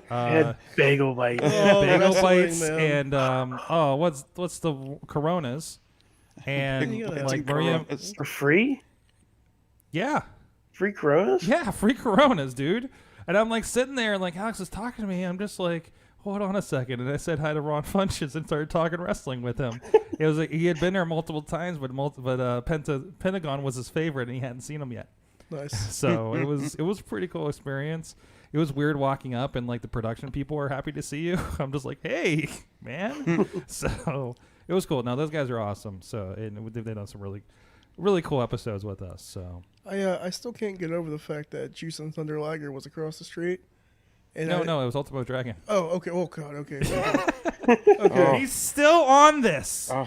No, it haunts me because, like, I always wanted to see him live, and I just never got to do it. And he was right. I got it a was question. pretty- I got a question for you guys. We are back. It's the Wrestling Mayhem show, and it just hit I got to go with it before I lose it. Because Ronnie inspired me. Because once again, he's just mesmerized by the fact that Ultimo Dragon performed in the parking lot across the street from here. And he got dressed in here. No, he did not. Oh, he didn't? You got all. You're amazed by the things that didn't happen of the day. Well, But Ultimo no, Dragon no. is the shit. No, like the closest to sign people was Bull James in here. Yeah. That was pretty cool. That is still cool. Yeah. I was just walking up like, hey, is that guy? He's from just NXT? watching the Steeler game. Yeah, they're just watching Steeler game with everybody else. Nice. And anyways, so damn it, now I lost the question. So I mean, it's something that happened here. You somehow didn't know about it. Obviously, you weren't listening to this show at the time. I'm sorry. What is like your surprise? We were talking, we were sharing our Virgil stories on the break and some other wrestling stories and other interactions. What is your greatest surprise interaction with wrestling in, let's quote, the real world? So, like, for instance, like, hey, I think T Ranchula just passed me at the airport and I didn't get nachoed. For instance, or actually, speaking of the airport, one time it was WrestleMania weekend and I ran into Britt Baker because we were in like a terminal next to each other and she was going out for WrestleMania. I was going out to not WrestleMania for work, unfortunately. It was just like, so and we got to chat for a bit and catch up. But yeah, what is your kind of like, weird in day-to-day life wrestling interaction, close call kind of situation, if that kind of gets that broad enough for you guys? Okay. Nothing with Virgil because we have enough of that. Right. That's enough of Right. those stories. That's enough for. Right? I feel like between the four of us, we've been around enough to have some kind of surprise stuff pop Like up. now we like have that. to pay Virgil for mentioning Virgil a lot. So Yeah, try yeah, not yeah. to. Yeah, He wants that fuck money, man. Well, I think I have a negative, like an anti-story. So WrestleMania weekend, I was in New York City. My sister lives in New York City, so I was actually planning on visiting her. I happen to have WrestleMania tickets, and I was also kind of on standby, hoping to get booked on the Drags and Dropkick show. So, kind of on standby there. But that being said, that Friday, I got into New York City. I forget where I was headed, but I was outside of MSG. Basically, I was headed to the train station, the subway station. I forget where I was going.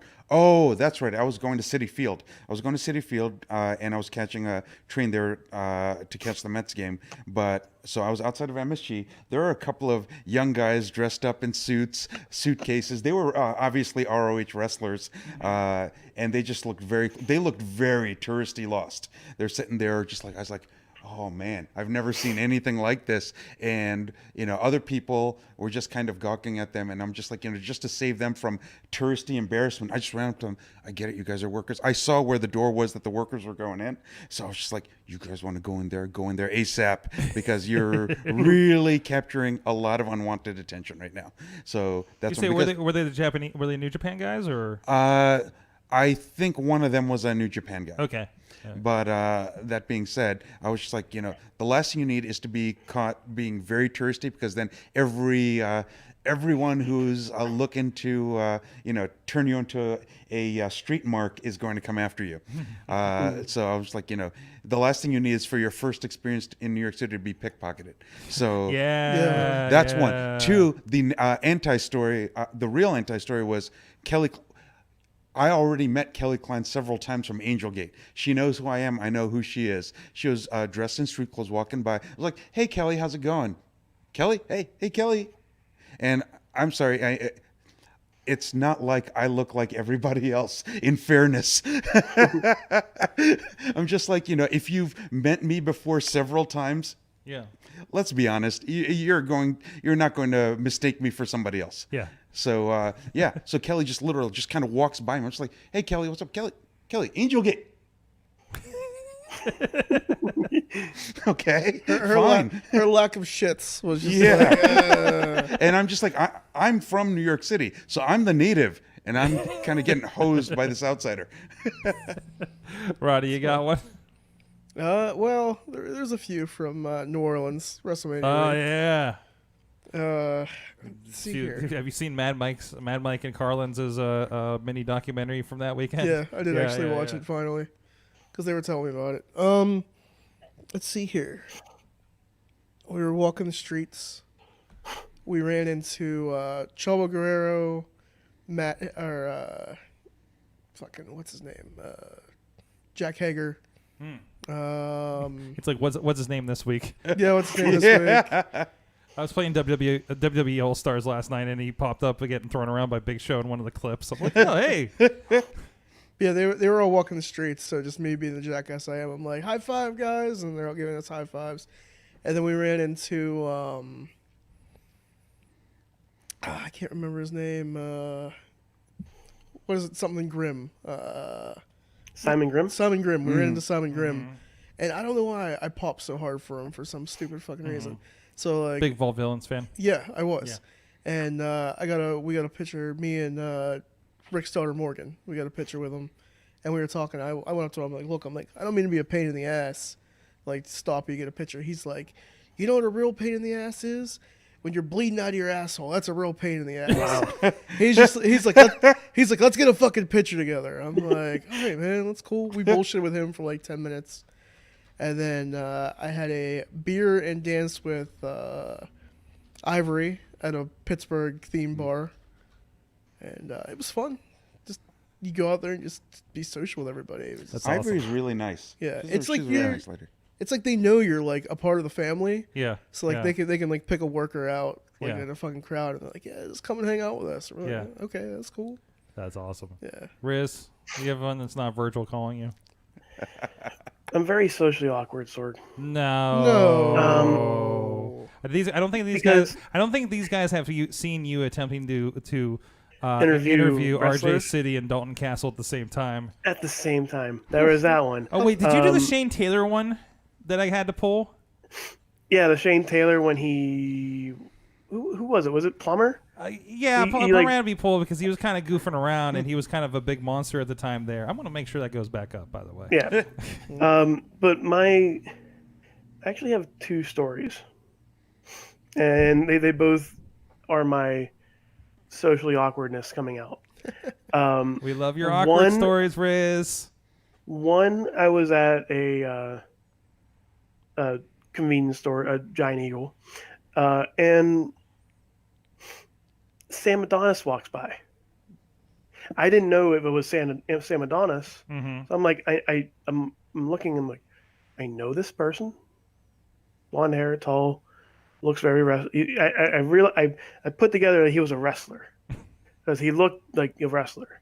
And I'm like, If I know I anybody, saw him. yeah. Like, I know I saw him from somewhere. And then I pass him again. I'm like, I know you. I didn't say that. It was all in my head. And then the third time, I just go, again in my head, I'm like, oh. And I just do like a little head nod and walk away from Sam Adonis. Second one, I saw Elias at Crunch Fitness at one time. And again, is this post Elias or Logan this is Schuler? post Elias. Okay. This is Elias. Okay. And again, I'm looking. I open the door for him. I just give him a head nod and walk away. Like I feel like they're wrestlers. They're more important. I gotta share with you, Riz. Hopefully, this makes you feel better. Usually, when I see a wrestler like that, even if it's one I know, like my thought in my head was, I don't have anything important to say to them. No, it's the so same thing I'm with not me. gonna say anything and give them a head I'm gonna nod. sound like a fan. Yes. If I open my mouth, I'll be like, Yes. "Holy shit, you're Elias." Like, I don't think I'm going to say that, but I just like whatever I'm about to say right now is probably going to sound stupid in general. Yes. So I'm like, yeah, okay. like, And I have an inner monologue with myself going, "Holy shit!" And like my excitement goes up, and Mhm. that's the thrill of it for me.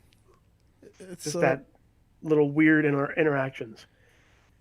It's like the time I met the Miz for the first time, Mhm. and we went over to the hotel we always stay at. Yeah. Yeah.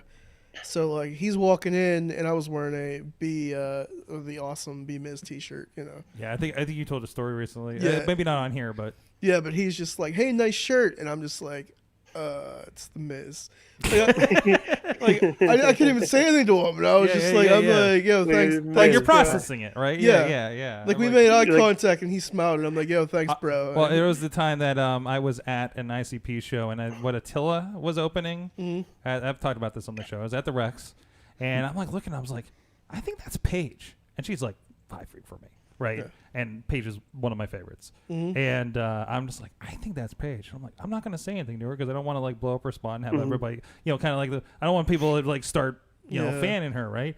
And then like afterwards, after she had walked away and stuff, I just like started looking on Twitter. I'm just like, oh shit, she tweeted she was going to be here and said say hi. Son of a bitch. So It's like at Blackcraft Wrestling when all I wanted to do was like jump in her arms because like I'm in love with Paige. yeah, So I'm just like, "Ah." Because that would have gone over well. No, it's fun because like oh another man jumped in my arms again. Right. I must be in Pittsburgh. no, like I mean she lives here now, so like, Yeah, Yeah, that's true. That's crazy. I don't know if Bobby's in the chat. There was another convention story. He and I were walking, and then we pass. I believe it was a a line, and Bobby goes, "That's Melina," and Melina turns around to him, and like gives him a little like rolls her eyes and goes back to her getting food. Yeah. And never and Bobby, he's like, oh man, now Melina doesn't like me, and yeah, you got big shot by Melina. Yeah. It was like, yeah, come on, but it's Melina. What do you expect? it's all right, pal. We've I all just- been big shotted by a women's wrestler. That's before. right. yeah. That's right. That's right. From the chat, Alex Miller, he met Dario Cueto one time, Papa Cueto. Tina Keys buying shots for Nigel McGuinness. Oh. That's fucking cool. It sounds like it was relatively recently too.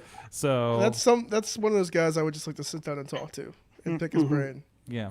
Oh yeah. It's crazy. They did the top 5 of like most badass champions or something in Ring of Honor that popped up all his stuff. I was just like, damn, he was incredible. Yeah. I got to see him once.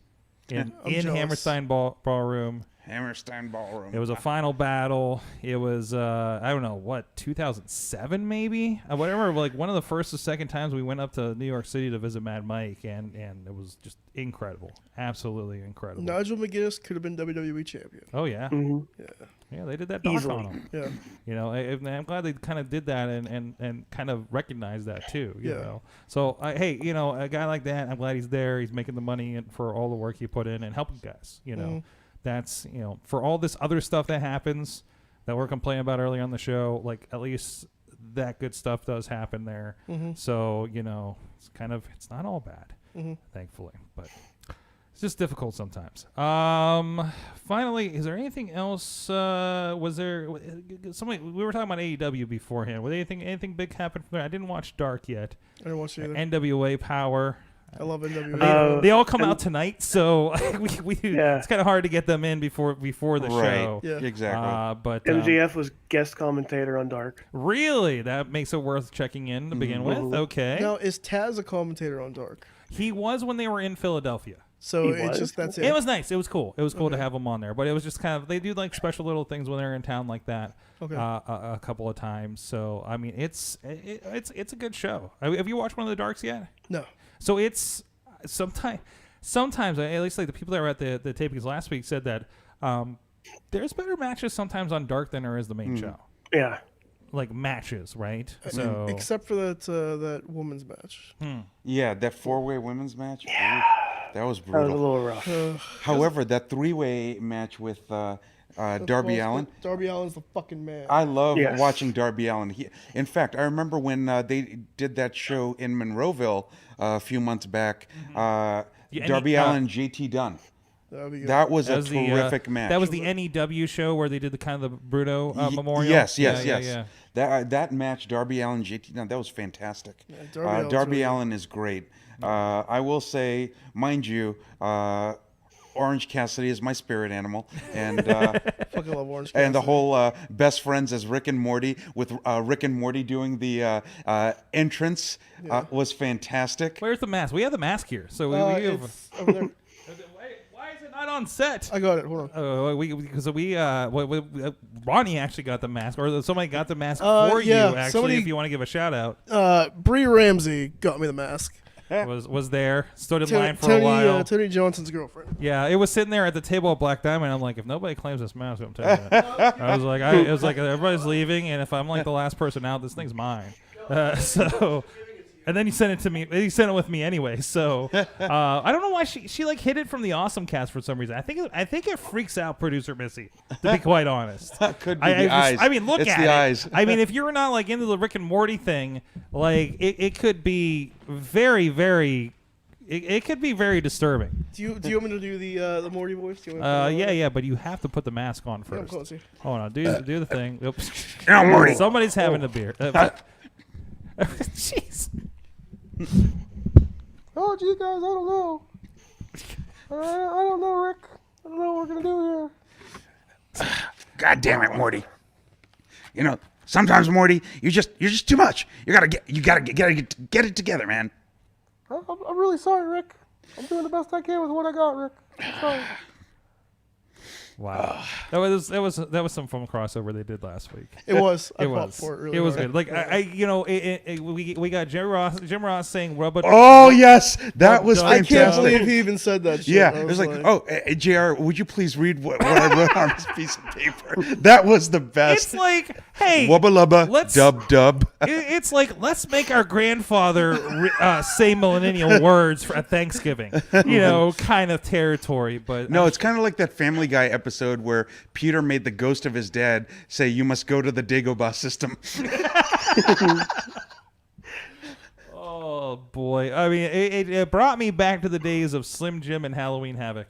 So, I mean, But I yeah, have but to as a appreciate video that. game fan, seeing Kenny Omega come out as Sans. So help me from with this. Undertale? I don't know anything about that. I'm like, oh, he's coming out as a thing. Oh, he's doing a cosplay thing. Oh, right, it's Halloween, right? What the hell did he Undertale get? is Undertale. it is one of the best indie games ever. Highest selling, Really? on multiple platforms. It started on Steam. Mhm. And like, just to see how Toby, I think it even started on Kickstarter, and just it was a funded game that is now huge Mhm. as a successor, and I forget what it was called, but there's a game successor as well for it. But to see it is pretty damn It- amazing how and it's a well that top-down 8-bit, 16-bit style. I'm Yes. pulling up the an pictures RPG. now. It's a turn-based. It's kind of a turn-based RPG. Like an old Final Fantasy or something, yeah, it's a right? Final Fantasy game. Yeah. So I mean, so There was that's a what. lot of comparisons to Mother and Mhm. uh, Oh, it's Christmas. in this Stardew one. Valley, I think, was one of them. But yeah, to see how far that game has come, Mhm. to see how far like the promotion on AEW, on a Mhm. wrestling promotion, using their music Now, and likeness. and also like I mean, this is nothing new. Kenny Omega did this kind of stuff in Japan a lot. Like he would come out to Kingdom, Wrestle Kingdom for something like that too. So I mean, again, you know, He came out with the Mega Man though. did he come out to Mega Man? Yeah. It was Mega Man, but this is like lower than like the lower tier. Yeah. But it's that popular of a game. That's awesome. They now got just exposed to it. Anybody were like, what the hell was Kenny Omega? And they found out Undertale and everything too. That's awesome. That's one of those nice New Japan things that I think has come over with them. I like that that's happening. I might play that on Wrist Plays Games on Twitch. There you go. Wrist Plays Games. Plug it. Also, speaking of which, New Japan just announced. Did I see the Ace is taking on Chris Jericho? Do I have that right? Yes. With spiky jacket and Tanahashi. all. Nice.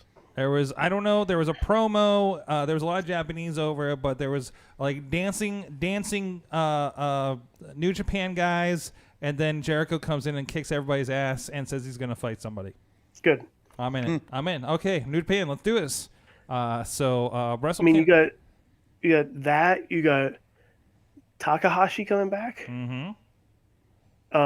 To face to face Ospreay. Well, Ospreay, which is going to be pretty damn awesome as well. It's going to be a 2-day event. Take that, WrestleMania. Yeah. Suck it, WrestleMania. Fuck you, WrestleMania. Fuck yeah, basically. So looking forward to that. I'm going to be very tired rolling into that Black Diamond taping that day. Second day. Holy shit. But you better believe the all weekend Wrestle Kingdom slumber party is happening at this studio. Ooh, yeah. Because it's Saturday morning and Sunday morning. Oof. I'm in. 'Cause if that's okay, I'm gonna take that weekend off and I'm gonna come watch Yeah, Wrestle no, Kingdom. that's it's blocked out on my calendar already. Okay. It is. That's, all right. It yeah, I'm in. is. It- Should I bring a sleeping bag? Or Yes. how- Yeah, it's okay. probably a good idea. Yeah. So, so there's that. Just bring the blankets from like the 1990s with either the dinosaurs or the Power Rangers on it. I might have to bring back Stoke Monkey. Oh. There's a little glimpse on Instagram I last saw night. you brought him back. There is. Listen, there's a There room is the in my picture of house. Stoke Monkey. There's a room in my house. I decided. I just said this is my history room. It's where I stack my DVDs, my CDs, and old stuff from podcasts, and play WWE All Stars on the Wii. The greatest president of New Jersey. Yes, History. yes, the greatest president of New Jersey. No to chairs, yay to bananas. Was this?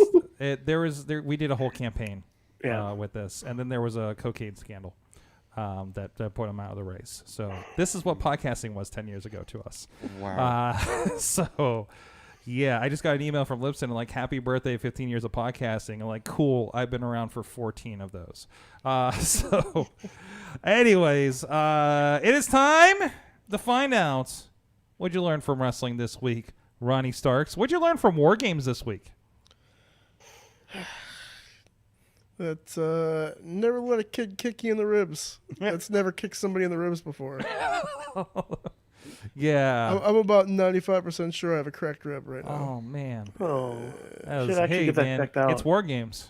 Yeah, that's what I get. Yeah, that's your War Games But- scar. But in all honesty, that was probably one of the highlights so far of things Whoa. I've done in wrestling. What was it like being inside that big blue cage? Fucking awesome. That was great. I got. Did I look happy the entire time? You look like you're having a good time. Because I was pretty Yeah. fucking happy the Yeah, entire dude. time. I went in to fix the GoPro, and that didn't work.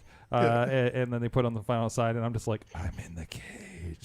Dude, after the show, I got back in the cage, and I just kind of stood there for a little bit. You're not the only one. I saw a couple people get in, or just like just rolled in there and stood. One smoking a cigarette. But it was like, I mean, it's really cool. It does feel like, obviously it's you see it's wooden and everything, but it's still a very cool look, a very good feeling. Yeah. It is now live on Indie Wrestling Network, by the way. As of I don't know, 2 hours ago actually. So so if you want to watch that, that's a part of that. We have a highlight video and GIFs on our Giphy page linked at Indie Wrestling US. So you can see some of the highlights from that. I loved all the good guys came out in Dudley gear. That was great. I love that. I was sign guy Dudley. Your son guy Dudley. Yes. Happy hour. What'd you learn from wrestling this week? Let's see. What I learned is George sucks. Apparently, he really, really sucks. This is the referee, and everybody hates him in Black Diamond. You know who else sucks? Nick. Apparently, not as much as George, because what does it mean when a referee? When I'm showing up as a referee and I get a bigger pop than any of the wrestlers? Yeah, it's a scary thing. Yeah. So that really says how much George sucks. And he walked out. He walked out with a beer to Yep. referee a match. Yeah, full. As Happy Hour does. So, Yep. Riz, Sword. what'd you learn? I learned that Pat McAfee is living his best life. Okay, Pat McAfee. He just showed up. I think he's from Buffalo, so I think he was in the area. Or Not played only in that, Buffalo, he showed doesn't up in mid. He showed up in mid SmackDown Yes. because I don't know where. In denim Aiden English shorts, went. in denim shorts and a t-shirt. So No, is no, it, no. no? Not Did I get that denim wrong? shorts George. and cut off hoodie and a cut off hoodie. Mm-hmm. Oh yeah. And he's just basically yelling all night, guys, I'm having the greatest time of my life. And he kept Waving announcing over at the Stephanie date too. McMahon, who comes out. Yes, he did wave to Stephanie. He And I is think living did she wave back? I think she did, but Get the announcing and the he was date. up in the. He was like one of the front. Well, he's not front, but he was in the back and center with Triple H at the end of at the end of the show. Was he with the NXT guys? Yeah, So it was like all the NXT guys, trips, and just Pat McAfee hanging out. yeah. Just he's living his best life. Oh my god. That is funny. That is great. Like we all want to be Pat McAfee, but also not have any self-awareness like Pat McAfee at the same time, right? You And wanna he was actually really good at it. he was. Yeah. He was very. Hey man, it's like, hey, we're gonna throw you to pinch hit on our highest distributed television program. and it was weird that they just decided to eliminate Aiden English in the middle of SmackDown. Yeah. I don't know what that says about their thoughts on Aiden English, but no, it was fun. It was absolutely fun.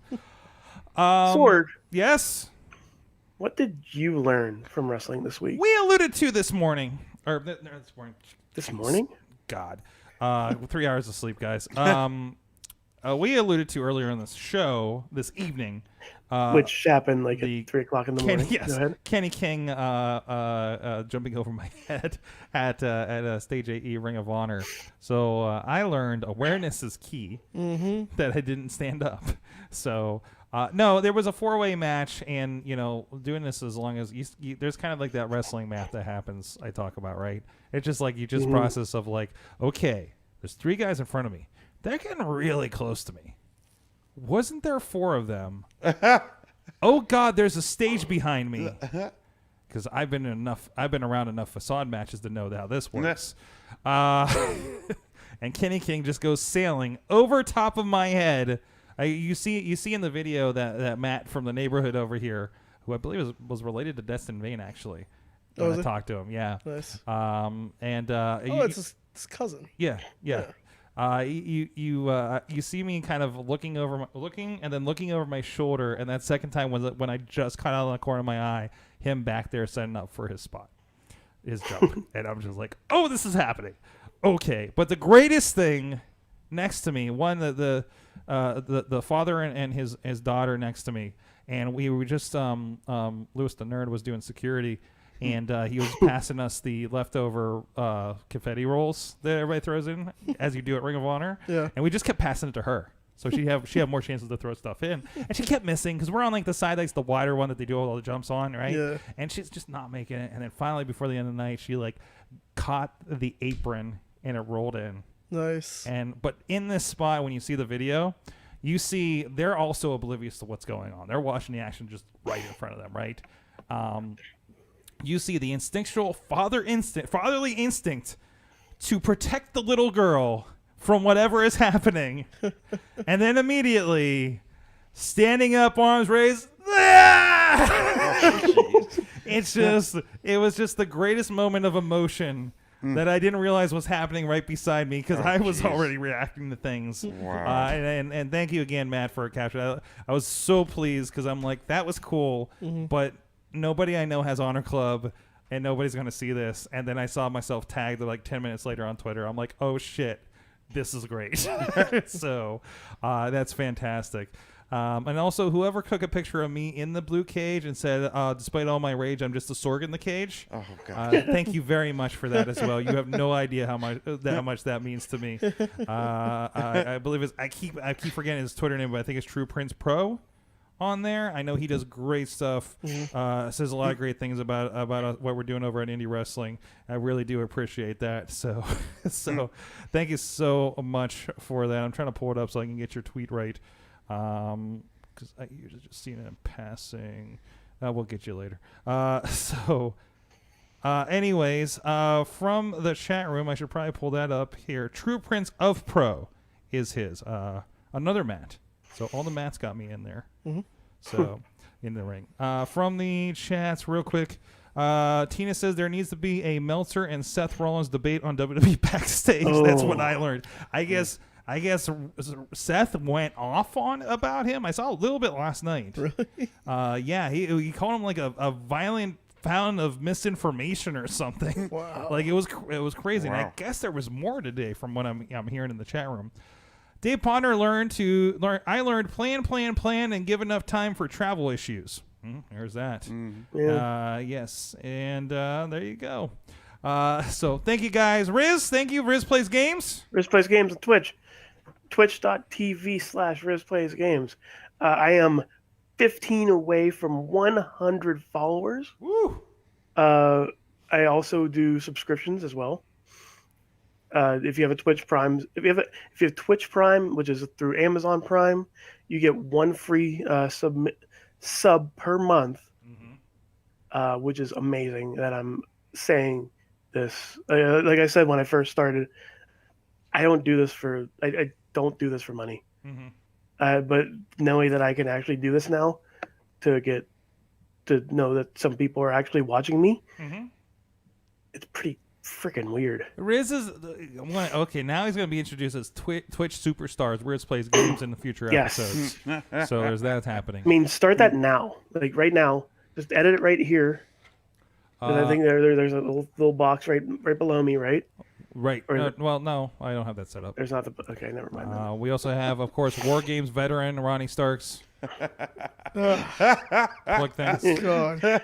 Seriously, being in that blue cage was the greatest thing ever. Yeah. You could follow me. Thank you, Rick Diamond, by the way. Yeah. For building that shit. Yeah, he's a fucking visionary. Honest to God, that man creates so much crazy shit. It's ridiculous. fit. You know, and just to add to that, Black Diamond, for those of you out there who haven't made the trip out there, the production is actually really good. Yeah. The stage, the ramp, the setting, everything. I mean, you know, it's very attractive to watch. And for me, both as a wrestler, you know, sometimes I just lose myself as a fan just watching, you know, holy crap, this is a really good production. Yeah, he does a good job. Now, shut up and let me get my shit in. All right. Wow. Hey now, be nice. Wow, I'm not Nick Fair. I do like you. Right. I don't want you to quit the business. You can follow me on the Twitter. Just leave the Ecto one out of it, please. Yeah, you stay away from my Ghostbuster toys. Follow me at Starks Wrestling. On the Facebook, Ronnie Starks. On the Instagram, the Ronnie Starks. And I think that's all my shit. I think. I'm close to 2,000 followers or 2,000 friends on the Facebook right now. Happy hour. Well, you can find me on Facebook at Wrestler Happy Hour. You can find me on Twitter as FBC Happy Hour, on Instagram as Wrestler Happy Hour. Yeah, just look for Wrestler Happy Hour and you'll find me out there somewhere on the interwebs. There you go. And of course, we will be around. The IndieWrestling.us team will be hanging out. We will be doing the live stream over at Fight Society in McKeesport. Ronnie Starks will be down there for that. Hey. Did you just say that? Maybe you did. I don't know. I didn't. There's stuff happening. Good. Wait, way to plug your shit. I work there. I'm Yay! I'm 1/3 of the tag team champions. That's right. That's right. Being defended this week, of course. And you can please join us there. Of course, we had the live stream, but nothing's like buying a ticket and being there in person because you never know when you can get a wrestler in your lap, and you never know when it's going to be take a wrestler home night. So I want to be very careful saying that around Angel Gate shows. But yeah, because there's been a couple. There was girls in the audience getting chopped in somebody's lap. Things that happens. That seems to happen a lot there. If that's not, there you go. Yeah. Also Saturday, no matter what end of Pittsburgh you're on, you got a choice. You can go to Rise Wrestling down in Lamont Furnace, PA, and there you got PB Smooth and the Iceman Tony Johnson headlining that one. What's that? It's Rise with a Y. Rise with a Y. Yes, not the women's promotion. Sorry, PB Smooth. And also our friends at Prospect Pro Wrestling. They're leading into their first anniversary show, and they're doing a chase for the gold, setting up for their titles tournaments next month, and a lot going on there. So please go check that out, prospectprowrestling.com. That's over in Leechburg, PA, so out towards 28, north of you, I believe, in Monroeville, Riz, if I'm not mistaken. Hey, maybe you should join me for that if you're free. Because I'll be out there doing that. I believe Missy and Rob will be hanging out at Rise Wrestling, covering that for us. I'll be at Rise. And for generally, and Ronnie will be there too. Your boy Great Alexander had a good look on Sunday at Black Diamond too. But very proud of him. Remind me to talk about his Instagram sometime on the show. Oh yeah, that's a thing. But it's great. So go, and of course everything else in the area. If you're in the area, want to see what's coming up, or see somebody said if you want to find out when Sorg doesn't sleep, go to PittsburghWrestling.com. Sorg ever sleep? Probably more or less accurate. I mean, you barely sleep. I mean, I only filmed 2 of the 8 shows that I attended a couple weeks ago. So there's that too. Oh, I didn't sleep today, so case in point. So go check out all that. Please support indie wrestling. Please support all the friends of the show and promotions here in the Pittsburgh area or wherever you might be. I know Tina shares a few from her area as well. Wherever you are, there's probably indie wrestling nearby. You can find it of some sort. Support it, or they're online everywhere. Thank you everybody for joining us. We'll see you next time. Mayhem out. Cool. Just wait. Just wait. I didn't plug you tomorrow. We got a thing. Go back on. Go back on. Hey, we're back. And by the way, tomorrow, 2 of the 4 Horsemen will be on for the Indie Band show. We'll do the entire show now. They got stuff.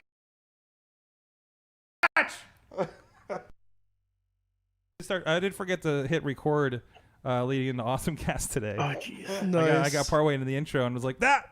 Like I didn't start introducing people yet, so. All right, we do need to do. Well, I don't. Do I have anything stacked up here? I don't know if we need to do a gold or not. I kind of want to go home. You done enough, man. You've done enough, sir. I need some sleep. Yes. And you need sleep too, What? sir. No. What? You need sleep. Ow. Yeah. Sleep is Yeah. relative. Eventually, you're gonna have to get at least 5 hours of sleep. Very good on sleep. This was just a bad day. 'Cause Really? I was here late. What? You want to So look? there- Hold on. Let me look at my sleep watch. I tend to get 8 hours of sleep. You understand, though? Typically, I will get up at noon. Okay, but you're up till like 5 o'clock in the morning though. That's Yeah. a big difference. Yes. Well, hold on a second. I remember that So, one time where I was last like, night- Sorg, I'm home now. Then you go, I'm still at the office, and it's like Yes. 1 o'clock in the happens. morning. Dude, I've been here until 4. I have like fully edited shows after the shows sometimes. I'm trying to do that. I'm doing that less now. Let's see. Last night I did 3.5 hours. That's just not good. I had trouble going to sleep, and then my dog was having some issues, Hmm. and I wanted to take the dog away from the bedroom so it didn't wake Missy up. Mm-hmm. So I sat with the dog downstairs, and then he seemed okay. After a while, I went upstairs. I don't know why I'm streaming this, and then he started hacking again. I'm like, fuck it, I'm up. We got a 10 o'clock. It's like 6:30. I'm fucking taking my shower, and I went to bed. I was playing WWE All Stars at like 2 a.m. when I got up because I was like, I've had coffee all night. I can't fucking sleep. Yeah. But the day before I had 8 hours and 55 minutes, 8:55, 10 hours. Damn, I wish I could get 10 hours. That of was sleep. Saturday. Yeah. That's a good amount of sleep right there, man. See? 7, 6, 8, 8. Dude, I'm getting sleep. No sleep? I think my watch died that night. Yeah, maybe. Yeah, dude, no, I until I go back to October 23rd when all the fucking wrestling was happening, Yeah. I got like 5.5 hours sleep. Like, dude, I'm doing like for sleep. This is a bad day. This is just a bad day. Dude, there was a week where like we had like 4 shows. There was a week when I had 4 shows in 1 week. Yeah. Like it was fucking nuts. Like, what do you mean? Like I had Sunday, what was it? Sunday, Tuesday. Oh, it was a pit fight week. Yeah. Yeah, Like, and then we had like Friday. and then Saturday was something too. Yeah. Well, yeah, because it was Rise that week too. Yeah. Oh yeah. The Angel Gate? Shit. What's that? The Angel Gate was that week. Yeah. No, because we did iPay-per-view last time. I'd Fight Society on Friday, and then I'd Rise on Saturday. And Angel Gate was probably like the next week. Yeah. Yes. That was a And- lot of and wrestling. that was the one where they throw you in. And that- We haven't. Well, I guess we did last week talk about how you were on Angel Gate. Yeah, no, I've been doing really good for a good while now. That's good. Well, yeah. It's not like I was doing before, dude. I'll go home like, well, we're actually kind of ahead on things. I at least have notes for Awesome Cast. Yeah. And I'll probably get home by 2.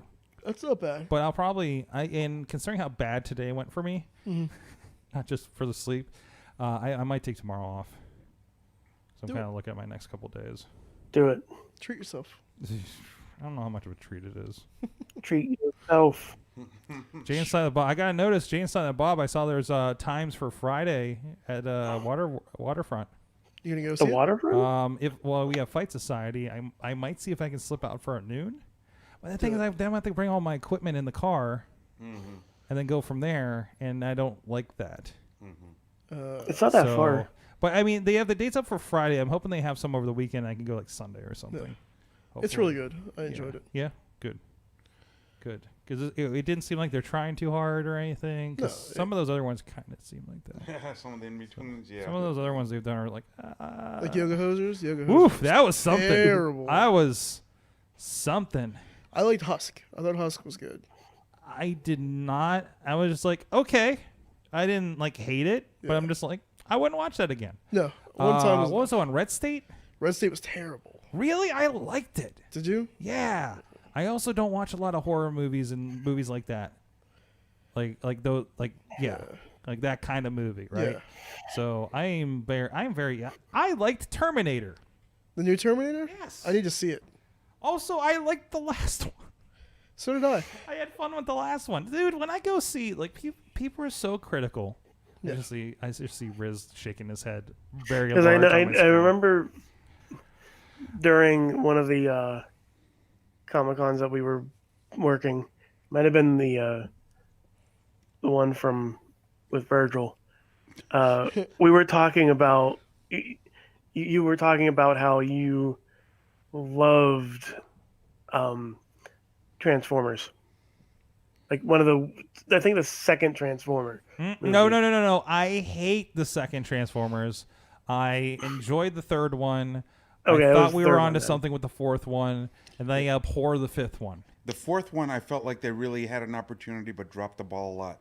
The second one just felt like they were making up rules as they went. Oh, it was And- terrible. The second one Mm-hmm. was cut bad.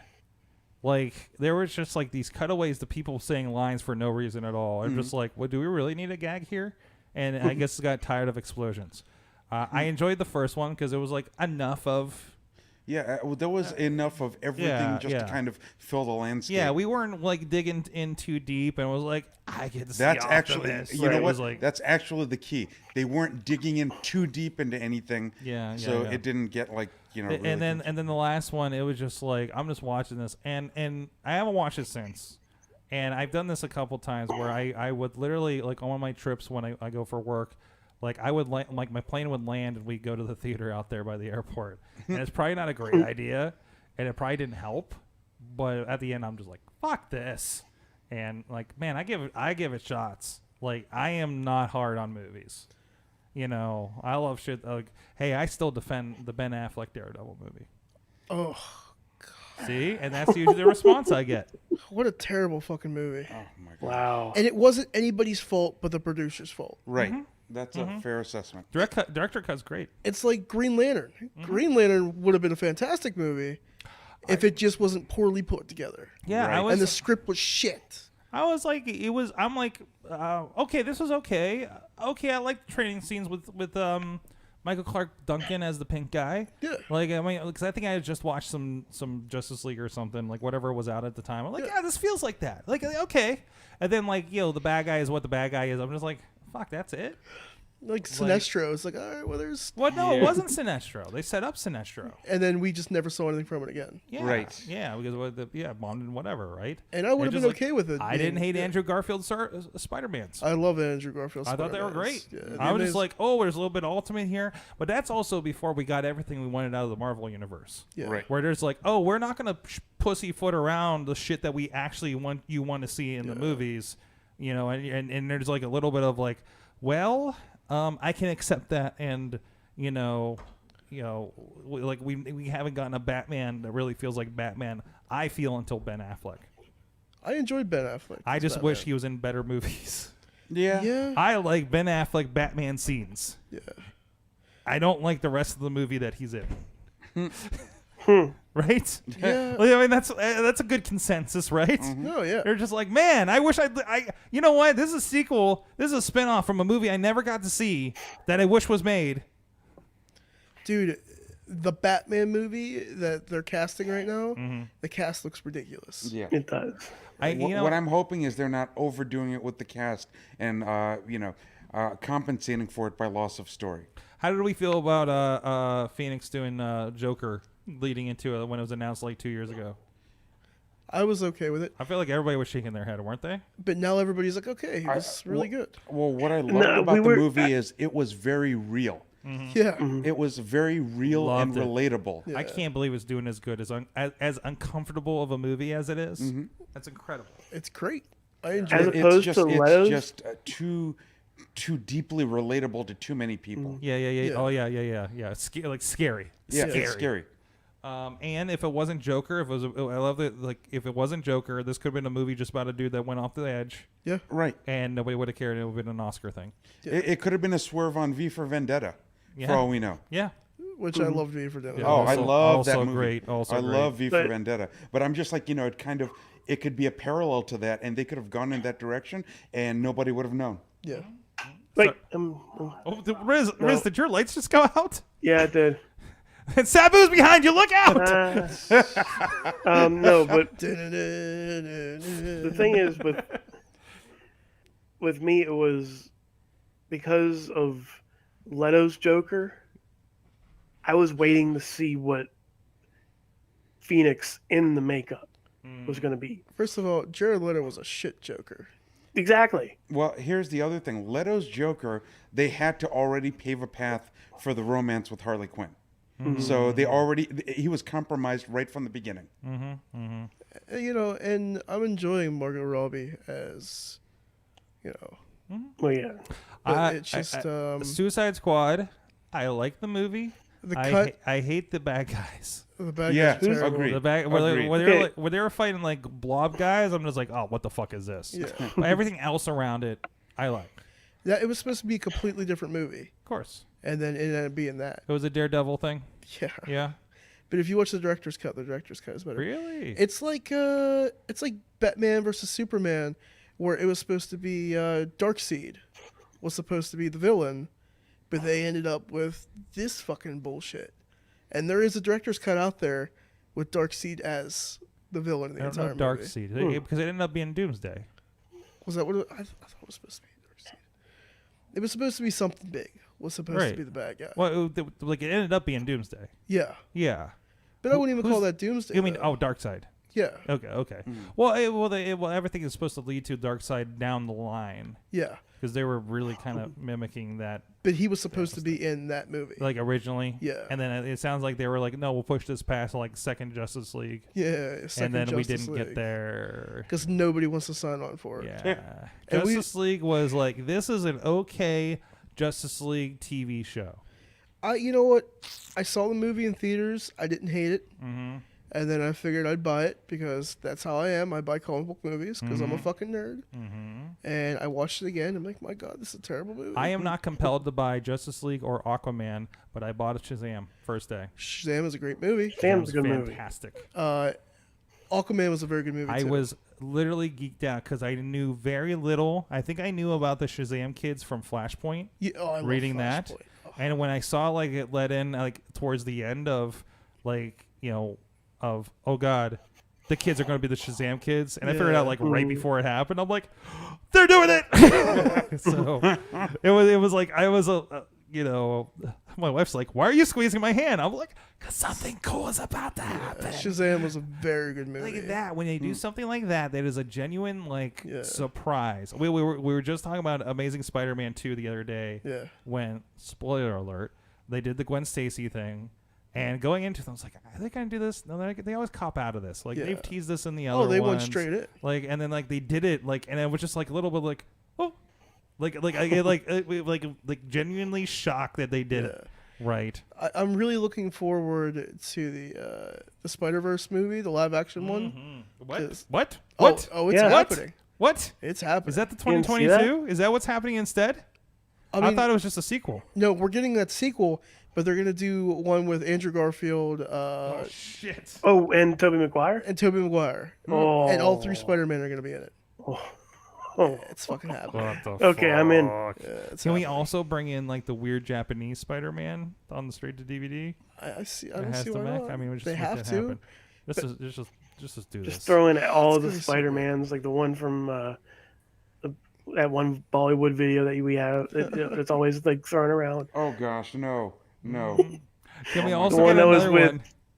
The one that was with the Superman for some reason. Can we do one with all 4 Hulks? Yes. Yeah. 4 Hulks. We got. Can we have Chris Evans meet the motorcycle riding Captain America from that straight to DVD thing? Ugh, that movie. I picked that up and I'm like, oh, this will be fine. I'm just like, nothing's happening. Can we get all the Punishers Get together? all the Punishers. We- Dolph. We get Dolph Lundgren, Yeah. Thomas Jane. Thomas Jane. What was that? That what guy. was That guy from Rome. and in then one- yeah. and then This Shane last from guy. The Walking Dead. Shane. Thank you. Thank feel- you. I'd be okay with that. Yeah. I still, you know what? I saw the Dolph Lundgren movie, Mm-hmm. and I went to Walmart, and and I saw it in the $5 movie bin. So I'm like, I don't know what this is, but for $5, Dolph Lundgren, hey, I'm gonna watch this. Whew. It's just a general 80s action movie, isn't Yep, it? exactly. Yeah. That's all It it is. really is. Kind of effectively like what it was. Yeah. how He-Man was kind of not what I expected with Dolph Lundgren. Dolph Lundgren. Yeah. Also Yeah. with Dolph Lundgren, by the way. It's like, oh man. And then I saw a documentary about Canon Films a couple years ago on Netflix. I'm like, oh, that's why that happened. So there was another one. what was it? Oh, what was it? The Transformers Stan Bush song, "The Touch," was supposed to be on like Cobra or something. Was it? Like it was originally supposed to be a song for like it was For a Stallone Cobra? movie, Cobra, Wow. I believe. Oh. I Oh believe. wow. Or Commando Oh. or something. Yeah. That Transformers the movie. There's just so many amazing facts from that movie. That was actually. Let's see. How old was I when I was 10 years old, and that was the first movie I was ever allowed. I ever saw in the theater. Speaking of which, Ronnie, wait till you see my GoBots collection. Oh gosh. Oh, GoBots! Yeah, we were a GoBots house. Like I watched Transformers, but I got GoBots. You got the I Kmart couldn't- GoBots? Yeah. Can we just like play with them? Yeah, probably. I couldn't Okay. see. And his I have face. like sets. I have like the good guys ship thing and the bad guys ship thing. Good Good guys. Good guys. And it, you hit the top part and it goes. Meow, meow. I hope I didn't leave a battery in it the last 20 years. Oh, that's gonna be battery That's acid. bad. That'll be bad. I do not expect the work, but so I Oh mean, my god, dude! Yeah, I mean, I wish Yeah, yeah. GoBots transformed better though. yeah, they were yeah, one step well, I mean, Transformers. There were some higher end ones. Like Some. there is a combiner one that they got, but it was one that you had to send for. Like they Yeah. didn't sell it in Yeah. the stores. I remember that. It was a really nice build, right? Like they were really cool, like cars and Yeah. everything, and a little bigger than the rest of them. Like their bigger scale GoBots were very very nice, Yeah. and they were like made by Tonka. So even though they were like the smaller, shittier ones, they were built very very Yeah. nice. You could beat them up, but versus they'd still be fun. because the Transformers were too expensive at the time, and I would get the secondhand yard sale ones, Yeah. right? And it was like, why is this guy missing the hand? You know, Right. because there would be Yeah. like all these little pieces that plug in Yeah. after you transform them, like the hands and fists and guns and stuff. Yep. I was like, why has he only got one hand and stuff? Or the guns that pop on them or something, right? So like stuff like that. So yeah, it's That's great. yeah. But Oh, Bumblebee's a good movie, by the way. thank you. I saw you watch that. I enjoyed it very Isn't much. it? So this is. It feels like no, this is the Transformers, right? Yeah, Yeah. it was very well put together. I liked it. I'm gonna watch it again. Aaron really was putting down John Cena's performance. It was fine. It was like, but John it's Cena was like okay. that's just He did enough to not get in the way. listen. Transformers movies are not known for their fine acting. Okay, It's supposed to like, be cheesy. Yeah, it is, and it's like no, cheese a sub of it. You're like the hard ass something. Like you, like he was a typecast. Yeah. Like no, we need army asshole There's guy. a musclehead army dude. Yep. Musclehead army dude, and it's like be the Marine but goofier. You know what I laughed about? When the Decepticons came down and they were tracking Bumblebee, and like that one dude was like standing in the parking lot. And he's like, "My car!" and they like blew up his car, and like they just blew that guy up. And they're like, he's like, "Oh, I love the way they pop." Yeah. And I was like, yeah, so do I, because I just popped for that shit. Like he just fucking blew up. And his girl's like, "What the fuck?" And I'm like, It's great. I hope that is like all signs are that's the reboot point. it needs to be, And because that was a very it good was movie. Yeah, It was a low budget one that did very very well and they as made far a lot as of money off it. Transformers go. So I love Transformers. It's just I never got into collecting Transformers. it was always hard. They're expensive. They are. Well, that and Yeah, also yeah. depends on which generation, what age you are. I mean, when G1 came out, I was 10 years old, so I was at that Yeah. age where I could appreciate it. I mean, the movie came out in '85, Yeah. and I mean, I was already reaching the point where I can appreciate certain elements of the movie, who the voice cast was, and things like that. I mean, that was actually the last time you ever heard Orson Welles' voice on a production. Yep. Yep. So I mean that, and then of course that was Leonard Nimoy's first round in Transformers before he was Sentinel Prime in Transformers 3. There was that was the other thing with 3 I loved, because he was there, so like it's like they brought back somebody from the movie, right? Right. Yeah. And then like they would do little things like they were watching Star Trek with Spock on it, in one of the things, talking about space or something and like little Easter eggs like that. There was like they were a little bit self-aware. They probably could have been a little more self-aware. Right. Yeah. Is the problem, and like part of the problem, and it just and I think 3 came out because that's when they horribly destroyed Chicago. Yeah. Yeah. And I think that's around when like Cloverfield, and I think we were all really tired of seeing cities destroyed in every movie. Yeah. Cloverfield was actually several years before that. Was it? Yeah.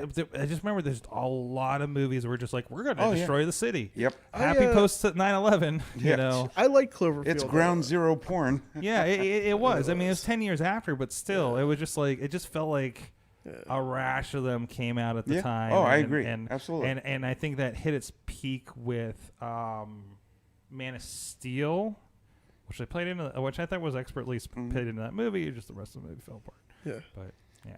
Yeah, and I think, there are not a lot of, in terms of movie continuity, where things like that are accountable. What I really loved about Captain America Civil War, they actually brought about the accountability for all the collateral damage. Yeah. And that was actually my favorite aspect. Which is what Batman Superman did, tried to do. Right. We're like, hey, what if this actually happened in this world? Well, failed miserably, but- these questions would happen, right? Right. Yeah. And then they went south Right. from there. Yeah.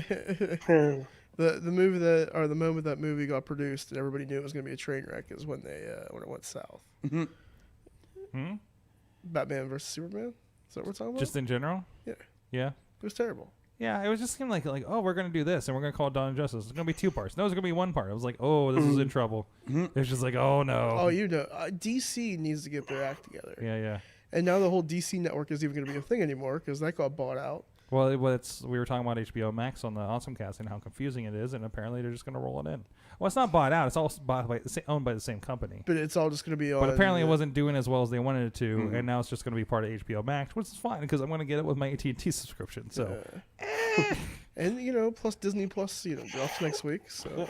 All right, can't wait for a bunch of things that I expect to get to and never will because I feel like that's where I'm at with WWE Network. So. At least I'm going to pay money for something I like. Yeah, now, yeah. so. At least it's not another bill because I already prepaid it for like 3 years. So I think I'm only going to get it for 1 year for now. I don't know. see what happens. Mandalorian.